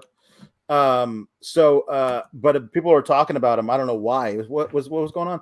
DV says, watch Spooky Hacker be Axiom's nemesis. Well, that'd be really good. It would be something. Jake Salazar says, is your finisher Poetic Justice? I mean, Alex's isn't, but maybe that scripts guy. Maybe. Tom LaValle says, watch me as I come. Then we'll really need the mops. Okay, now, Tom LaValle. Jake Salazar says, why do you sound like evil Kermit? I have no idea. That's what Scripps' voice. That was actually Scripps, apparently. Yeah. Why was that directed at Alex? That's weird. It's not me. That's not who I am. I don't know who that is. So anyway, yeah. Hey, so Sol Ruka is a surfer. She likes to wrestle. And what? Indy Hartwell. Since when? I know. Indy Hartwell beat her up. Pinned her. Let's call Indy up. She says, Luis says that Indy defeated Ruka by doing Osprey's move better than Osprey. It was really good. Like, I just don't. What are we doing with Indy Hartwell? Yeah. Like, if you're not going to make her champion, call her up because she's developed. She's ready. She's ready to go. She's no longer developmental talent. She's the main roster talent. Bailey wants to fight her. The Way is up there. Dexter Loomis is back. Like, what aren't we doing with Indy Hartwell? Is confusing to me. She's beating people with superplexes and setting the internet on fire about it. She's great. Call her up. Cool. Or you could do this instead. Remember how Elektra Lopez was supposed to go up to the main roster with Legado del Fantasma? Like, they had a whole scene with it where he's like, you think I would go up there without you guys? Especially you, Elektra. I love you the most. Let's go to the main roster. But she didn't get called up. They did Zelina instead. Now Elektra's just back in an NXT. Hey, also, remember that thing that happened like 24 hours ago where there was a match between a heel and a face, and then somebody just jumped out of the blue and then beat them both up to send a message to the entire women's division. Well, they did the exact same thing tonight, so that's fun. Elektra Lopez came back and beat up Indy and Sol Ruka, and then says Il Madrina is back. Well, I'm didn't I just say if they're gonna send her back to NXT, do this with her? And I forget what I said. It was last week. I did a thing on a show with you, and I was like, here's what they should do with Elektra Lopez, and I forgot what I said. But wait, we were talking. It was about better Indy than Hartwell. this. We were talking about Indy. I know. What? We were talking about Indy Hartwell, and then Right, you said this is what they should do with her instead, and then you were talking about Elektra Lopez. No, I'm talking about last week or something when it became obvious Elektra Lopez had been abandoned back in NXT. I said, here's what they should do with Elektra Lopez if she goes back to NXT. And I forgot what I said, but I was really proud of it at the time. Something with Tony D'Angelo? Yes, that's right. Put her right back with Tony D. Let her be the godmother of the Tony D family. I think it would be perfect. And she just shows up and just beats up some women and is like, I'm back. And oh, good. So that is what happened. Chase U with Duke. Apparently Duke has killed Bodie Hayward and left his body in the trunk of a car somewhere. I don't know what's going on there, but Bodie's suspiciously absent, and Duke Hudson probably has something to do with it. And then he does something where he steals, he gives his pen to Thea Hale, and then steals his pen. You're gonna get so pen mad at somebody me. else. You like this segment? You like Andre Chase now? I am coming around to it because this one made sense, and Duke Hudson's really, really, really good at it. Like this Wally Cleaver thing, like I think he's really good, and they've clarified what Chase University is now. And so the shenanigans make sense, and they're using it to set up a feud. Like that was always my complaint with it, was like, great, they're over. You've never used Chase University to set up a feud in the history of all of time. And now they're using it to set up a feud, and this little like rascal Duke Hudson I think is fun. I don't hate it this week, and I didn't hate it on Saturday or last week. I don't know. We watched a lot of wrestling. It was Saturday. I'm coming around on it because it makes sense at least. Anyway, so that happened. Ryan Sullivan says, "I love Chase U. It has 90s Saturday morning teen TV show vibes." By that, do you mean it sucks? Because it totally sucks. It's just everything that happens in Chase U is terrible, and I will not hear anything else about it. It's awful. I can't be on the side of the screen for that. That feels wrong. I can't say I'm Alex Pawlowski and that I like Chase U. No, you can't. But I like Duke Hudson, and I like that they're using. If you're gonna make me have this, which they're gonna, at least it makes sense now, and it's being used to set up a feud and like. True. I guess because NXT all feels like a bad Saturday morning. Television, at least this is like self-effacing a little bit. I don't know. True. I like it. Odyssey Jones is back. Yeah. He drove up in a pickup truck with like 6 women in it. And it was like, you guys are coming with me, Malik, Blade, and Enofe. You're going to have the time of your lives. Don't ask who these women are, but they're free for sex. Let's go. It was a very odd thing. It was like, I just happened to bring these women you've never met, and you're gonna have so much sex with them. Was a very odd thing to do, but it's fine. I don't care. I would have appreciated it so much more if he had actually said they're free for sex, and if Porn Accountant was one of them, it was just like, hey, what's up? I love that. Like, Pretty Deadly. Like Luis asks, did y'all talk about the match? Pretty Deadly versus Edris Enofe and Malik Blade. Like, yeah, we talked about it. I mean, we talked about it. Yeah, I said I thought it was really good. Yeah, and the Pretty Deadly retained. I don't really have much to say about it other than it was fine. It was a fine match. Nothing struck me as being bad about it or great about it. It was fine. It was a good match. And the people who were obviously going to win obviously won. And that's kind of when something like that happens on NXT, it's hard for me to like have much to say about it. Yeah. You know, it's the thing that happened. There weren't any spots that were particularly great or bad that I can think of. I'm happy to see Odyssey Jones again. I thought that guy had a lot of really cool potential before he got hurt, and I want to see him back and see how he's moving around on that leg, because that's tough for a big man. You never know how mobile he's going to be, because he was fairly mobile at the time. JD McDonough has facing Ilya Dragunov in the main event. JD McDonough, and he beat him. He beat the piss out of him, and then choked him out in some kind of weird abdominal stretch thing. That's Ilya Dragunov. And drag him up. And that's it.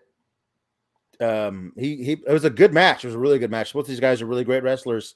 The only way I will allow it,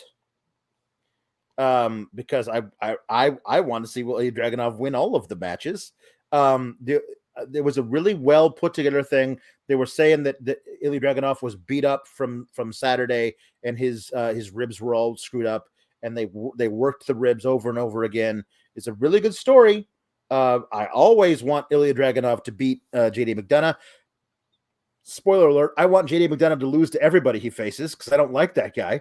But it was a great match.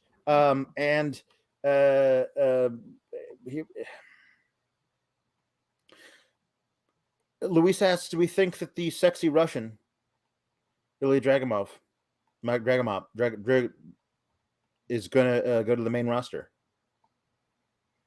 We kind of had this discussion yesterday. Like, does this guy work on the main roster? I don't know. I don't know if he does. I feel like he would have to be a part of a stable. I feel like that stable initially on the main roster would have to be something that is probably going against Imperium. Right. I think there's ways to do it. I think, I don't know. Give me him and Tyler Bate and someone else. That's what I keep going back to. Like, give me the guys that don't really fit in there, but are awesome, and I want to see on my screen. If to me though, it's like one of those things of like, if you told me, all right, of everyone in the world, if you tell me Bryan Danielson has 3 more matches left and then he retires, one of those 3 matches that's going to be against Ilya Dragunov. Yeah. So if you're going to bring him to the main roster and stick him in the mid card and have him just hang out, if you're going to make him at the level that Butch is now on the main roster, I'd say release him so he can go anywhere else and be the best guy in a company because he's got that in him. And that's the thing for me, is that I that's just my own personal thing. I don't want to see him just mired in mediocrity on the main roster. Obviously he's way better than that, but I don't know what they do with him because I don't see they are dedicating an incredible amount of time to JBL yelling about little guys and indie wrestlers on behalf of Baron Corbin. Like, that's what they do with their time on the main roster. So I don't know. We did hear a lot of that. We did hear a lot of JBL mop. Just talk about Andy. What did you call him? Dan Lambert, Texas flavor? Yeah, Texas chili flavored Dan Lambert. Dan Lambert with all new Texas chili flavored. That is very much what it felt like, minus he didn't call any women whores. No, but because Baron Corbin's not feuding with a woman. As soon as he does. Like, if Candice LeRae comes out with Johnny Gargano during this little feud he's got going on with Baron Corbin, watch JBL drop to that level. Watch it. It'll happen. Yeah, well. Mr. Showtime says, JD I have a mop on my head. I'll see myself out. I couldn't find any good. His small face and slicked back hair made him look too much like Alien Dragon Mop. So it was hard to find it. But I'll do better next time. This match was fantastic. I don't want to skip over that. The storytelling was really, really good. Great. Like, great match. Very strong to go home on. I don't know how they run this back. Like, sans the title, because it's going to feel bigger than the title, I think. But if you set up Apollo Crews versus Brock Breaker, that's fine. Yeah, it's just a weird time. It's a weird time for the old NXT right now. It is. It is indeed. Because it feels like call-ups are imminent.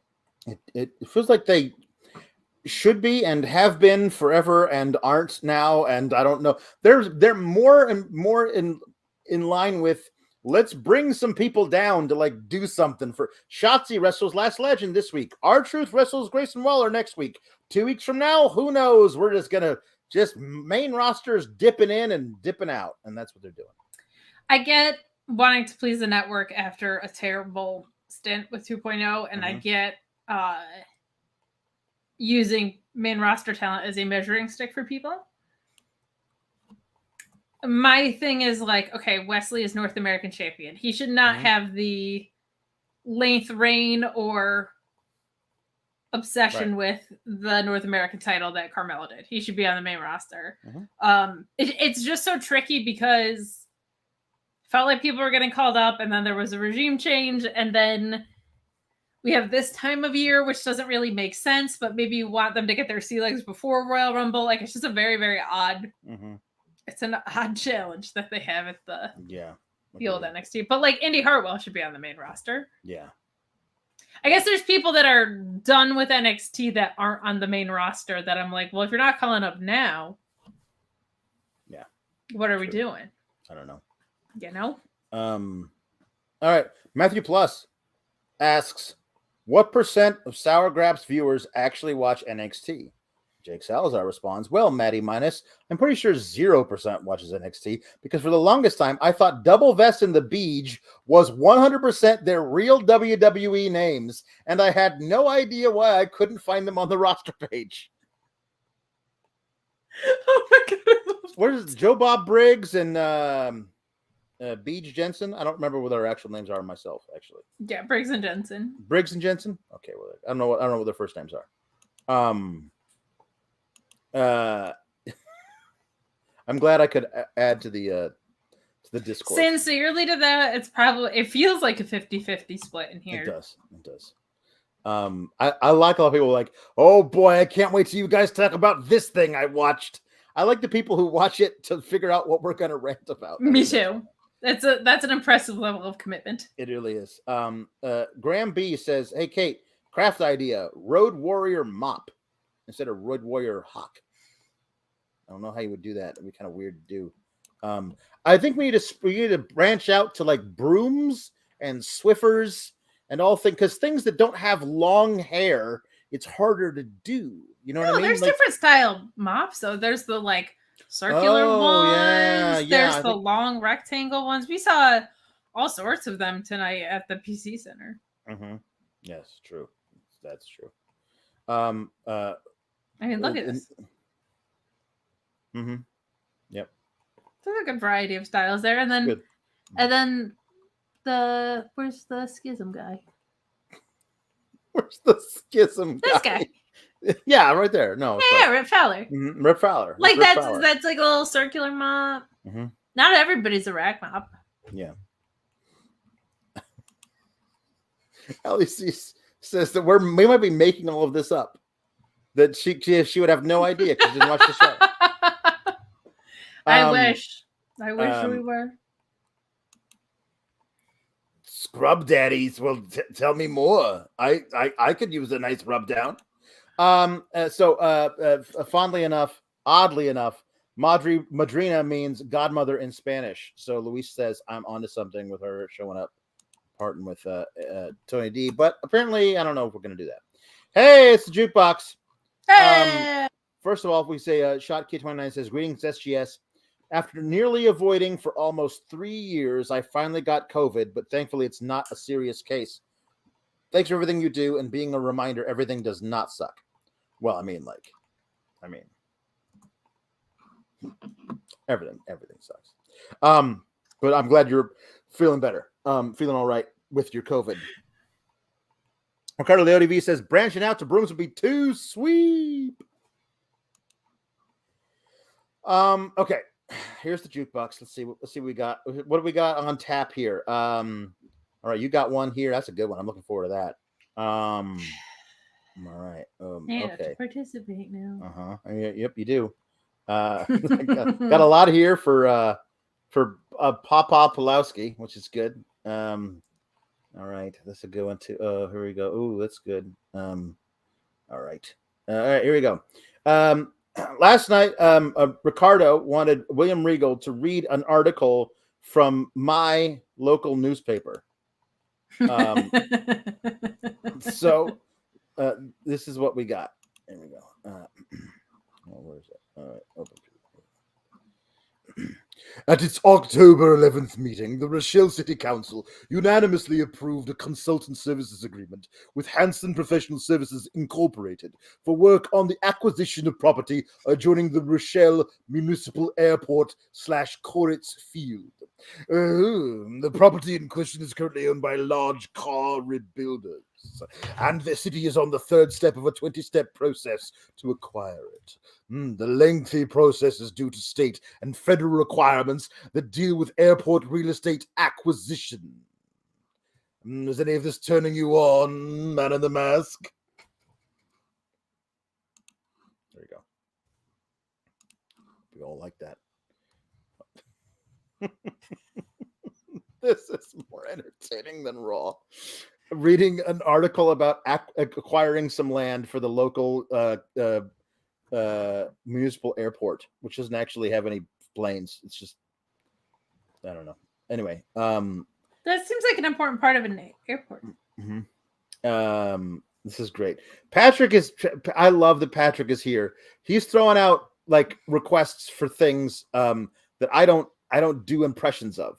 Like I don't remember what it was last week, but this week he says, "Alex, sing Puff the Magic Dragon as Matt Riddle." Do we have any other stoners in the repertoire? I mean, he's like, hold on. Let me see if I can get into Matt Riddle. Okay. Bro, Randy. Okay, here we go. Puff the Magic Dragon, lived by the sea, bro, and frolicked in the autumn mist in a land called Honolulu, bro. Little Jackie Paper loved that rascal Puff and brought him strings and sealing wax and other fancy stuff. Oh, Puff the Magic Dragon, lived by the sea, bro, and frolicked in the autumn mist, Randy, in a land called Honolulu. Whoa. I've been hitting the bongs all week. That's what he said last night. He meant bongos, but he said bongs. Get it? It's about weed. But I hope that all right. Literally put this on Raw. Okay. Apparently I can do Riddle. Everyone says I can do Riddle. That was my first attempt. I'm Gates like, nah, it's not good enough. Not good enough. Mid. I appreciate it. So is the girl who does her one. Yep. Pawlowski sings New York, New York by Frank Sinatra. Okay. Start spreading the news. I'm leaving today. I wanna be a part of it. New York. These vagabond shoes are longing to stray right through the very heart of it. New York. I want to wake up in a city that doesn't sleep and find I'm king of the hill, top of the heap. These little town blues are melting away. I'll make a brand new start of it in old New York. If I can make it there, I'll make it anywhere. It's up to you, New York. What?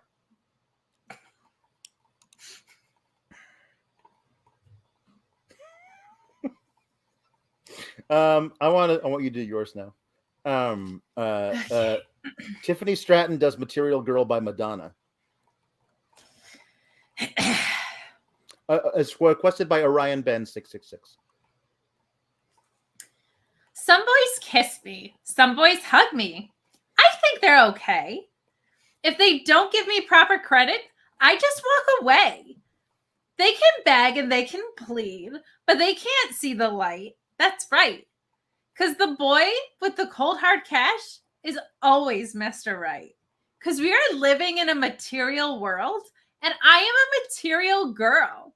You know that we are living in a material world, and I'm a material girl. And some boys romance, and some boys slow dance, and that's all right with me. If they can't raise my interest, then get Bluechew.com code Fightful. Raise your interest. Bluechew.com code Fightful. Right. Because we are living in a material world, and I'm a material girl. Very good. Very good. T Electric Mayhem wants Nathan Frazier to sing The Monster Mash. But sometimes you just get a good impression with the song pairing, and it I was walking in the lab late one night when my eyes beheld an eerie sight. For my monster from his slab began to arise, and suddenly, to my surprise, he did the mash. He did the monster mash, he did. The monster mash. It was a graveyard smash, it was. He did the mash. It caught on in a flash, it did. He did the mash. He did the monster mash from my laboratory in the castle east to the master bedroom where the vampires feast. The ghouls all came from their humble abodes to get a jolt from my electrodes. And Bob's your uncle.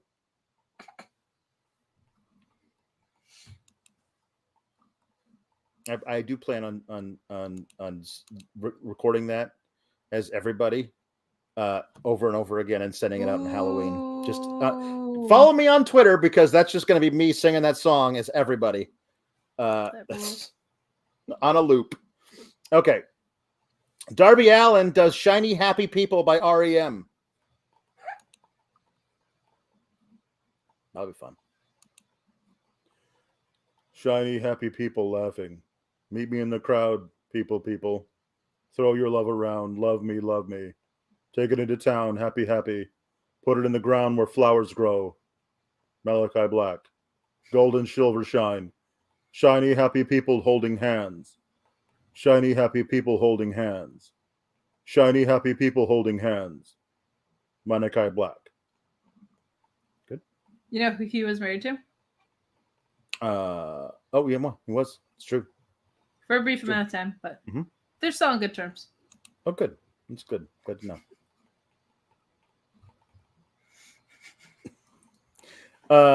Okay. Here we go.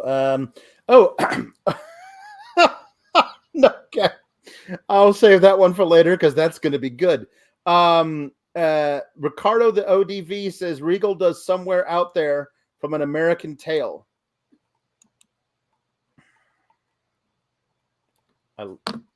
It's good. There we go.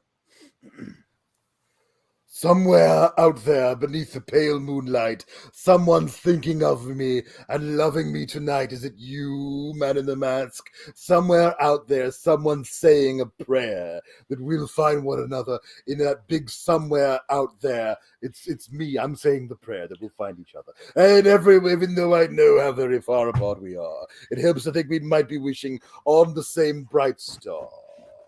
And when the night wind starts to sing a lonesome lullaby, it helps to think we're sleeping underneath the same big sky. You scrummy, scrummy, scrummy, ooh, ooh, ooh. War games.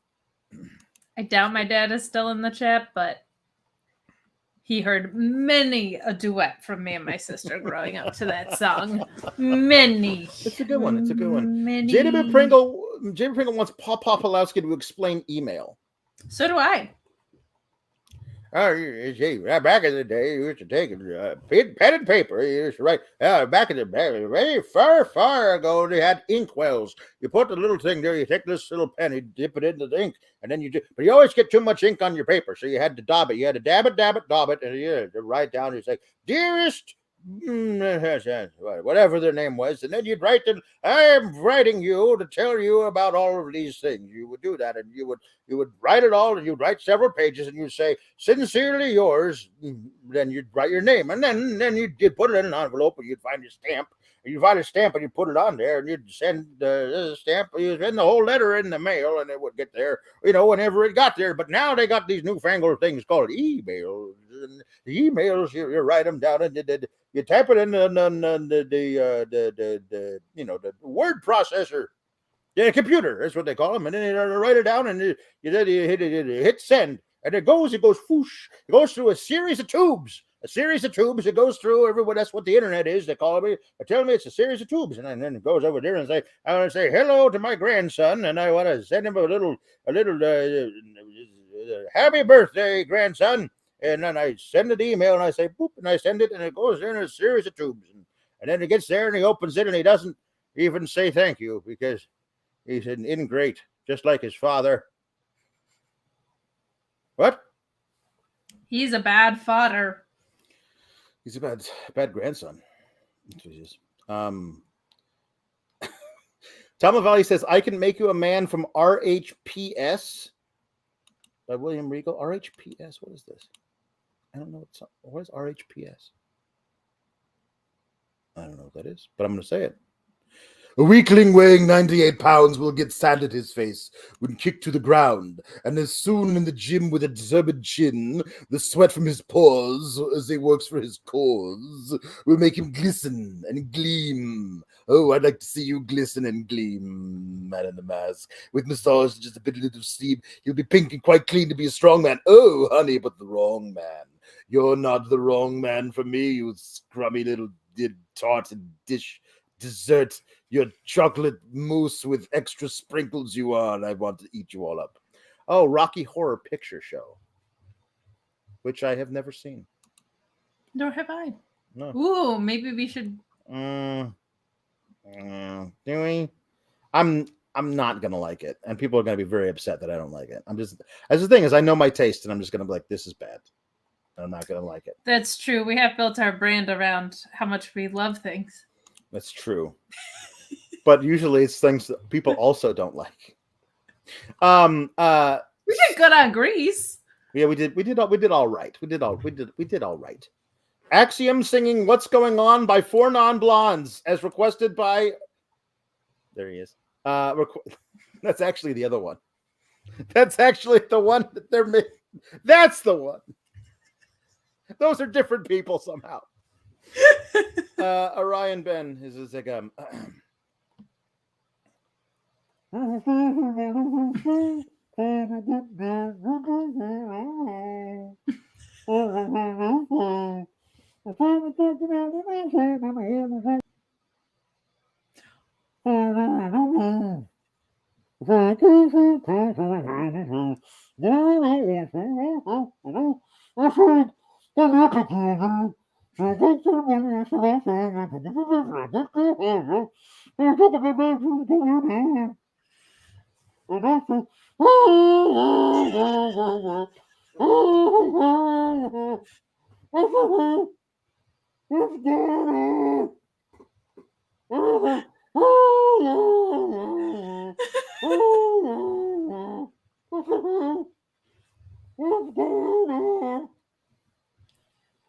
You sound like a smothered donkey. I don't think Axie was a very good singing voice. Yeah, a good singing voice, no, but also now the best singing voice, yeah. Alex, what's the name of that song? What's going on? It's true. It's the end of the song. It's called "What's Up." But they never say what's up. They say what's going on. So that's the name of the song. I think honestly they just mislabeled it when they made the CDs and they had to like stick with it. It's my own personal thing. So here we go. This is a new one.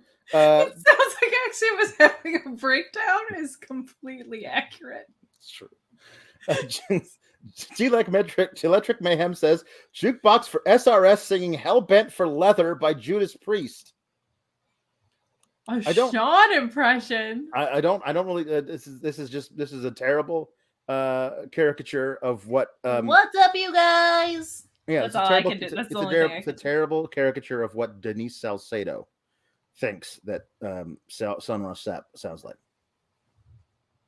Sick him here, sick him on the highway, never know when he'll appear. All the way here, the engine taking over. Hear the roars, he sense the fear. Wheels a glint of steel and a hit of light. Screams from a freak of fire as he strikes. Hell bent for eating leather.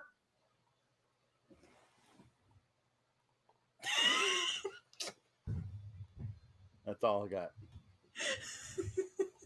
That sounded like Sean and a chipmunk as an auctioneer. Mm-hmm. It's pretty bad. Luis Villarreal says Basketball by Curtis Blow from Pawlowski. This is no lie one of my favorite songs of all times because I really like basketball. They're playing basketball. We love that basketball. They're playing basketball. We love that basketball. Now rapping basketball, number one, Curtis Blow. Basketball is my favorite sport. I like the way they dribble up and down the court, just like I'm the king on the microphone. Shows Dr. J and Moses Malone. I like slam dunks. Take me to the hoop. My favorite play is the alley-oop. I like the pick and roll, I like to give and go, because it's basketball, Mr. Curtis Blow.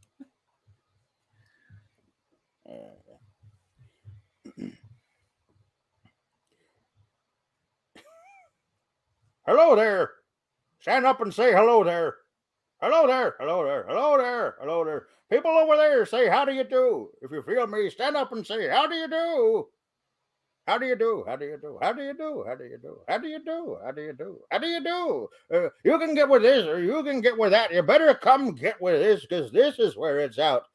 How is your mother doing? I haven't seen her in so long. How is your mother doing? I haven't seen her in so long. How is your mother doing? I haven't seen her in so long, and so forth. I be skipping and jumping and leaving the competition, making them disappear like your favorite magician. I ride that mother effer till the wheels fall off, and I bounce back and the next gets off. Most of the time you see me, I'm trying to keep it simple. These are the type of people that get popped like a pimple. Starting my claim to fame to being one of the whoa, my goodness, this is very different from our truth. Did you have no way? Seriously? Oh my goodness. What? Sup? What's up?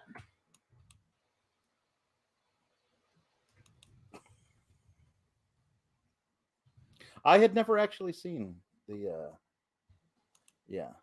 hold on. Oh, wait. Can Linda would be hold on. Let me see. Oh, here we go. Finally found him. I was looking for this. I feel like you should sing a lullaby. Hello, good hello. Hello and hello. It's Meet Normas. Meet Normas, hello. How are you? I want you to just I want to say good night and I want to say sweet dreams. Dream a little dream of me. Is that a song I should sing? Dream a little dream of me. That's the thing. Anyway, don't let the bed bugs bite unless you do that kind of thing. And if you are, send me a DM. Anyway, thank you, Meet Normas.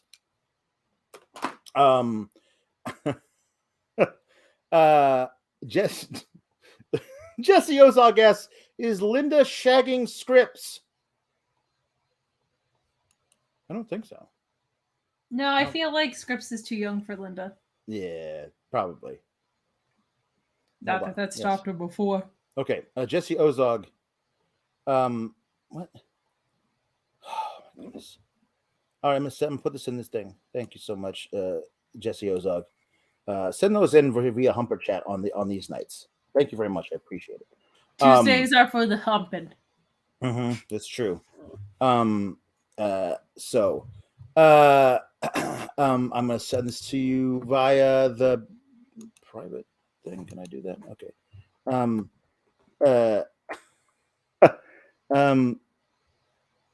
Okay. So yes, this is what you're supposed to say. Can you see this when I send it to you, or is that? I see it. Okay.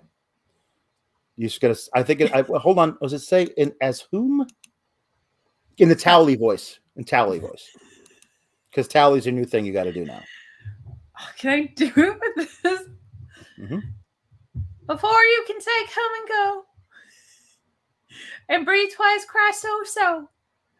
Each one tripping on his toe will be here with Moppelganger and Mo.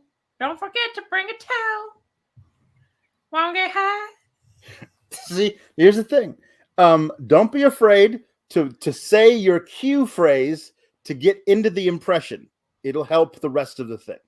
So from that'll I think that'll help. Okay, hold on. Oh my goodness. NCB wants to hear Finn Balor sing "A Hard Day's Night" by the Beatles. It's been a hard day's night, and I've been working like a dog. It's been a hard day's night. I should be sleeping like a log. It's been a hard day's night. I didn't look up the lyrics. I thought I remembered them, but I don't, because I'm a bad rememberer. Bad rememberer? Meet Norma says, what's up to the SGS? Alex #1, the leggy blonde mop lady with the bangs. Didn't watch NXT. Am I allowed to stay? Always, Meet Normus. Always. That's the whole point. Kim Gray says the mops are giving me life between being stuck in 5th grade homework hell and trying to catch up on editing photos. Y'all sure help me smile. Like, listen, if you're teaching that level of kids, that's going to be hard to deal with literally every day. Thank you so much. I really, really appreciate it. It's so cool that you guys like this stuff, whatever this is. Okay, so we're going to have to do now a duet, What You Want by the Beastie Boys. And you're going to have to be Tiffany Stratton, and I will be Tony D'Angelo, is what was requested. So I will be Ad Rock, and you can be Mike D, and then I will be somebody else to be MCA. I don't know who yet. We'll figure it out. Linda. No. Probably Linda. Yeah. All right, here we go. Well, just plug me in just like I was Eddie Harris. You're eating crazy cheese like you think I'm from Paris. You know I get fly. You think I get high. You know I'm going to tell you all why. So tell me, who are you dissing?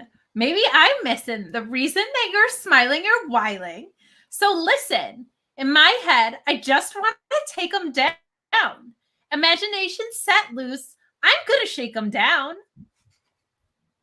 Let it flow like a mudslide. When I get on, I like to ride and glide. I've got a depth of perception in my text. Y'all, I get props at my mention because I vex y'all. Hey, so what you want? Hey, what you want? I get funny with my money that you flaunt. I said, where'd you get your information from, huh? You think you can front when that revelation comes? What you want? Gabagool. All right. Thank you. I appreciate it. Goodbye, everybody.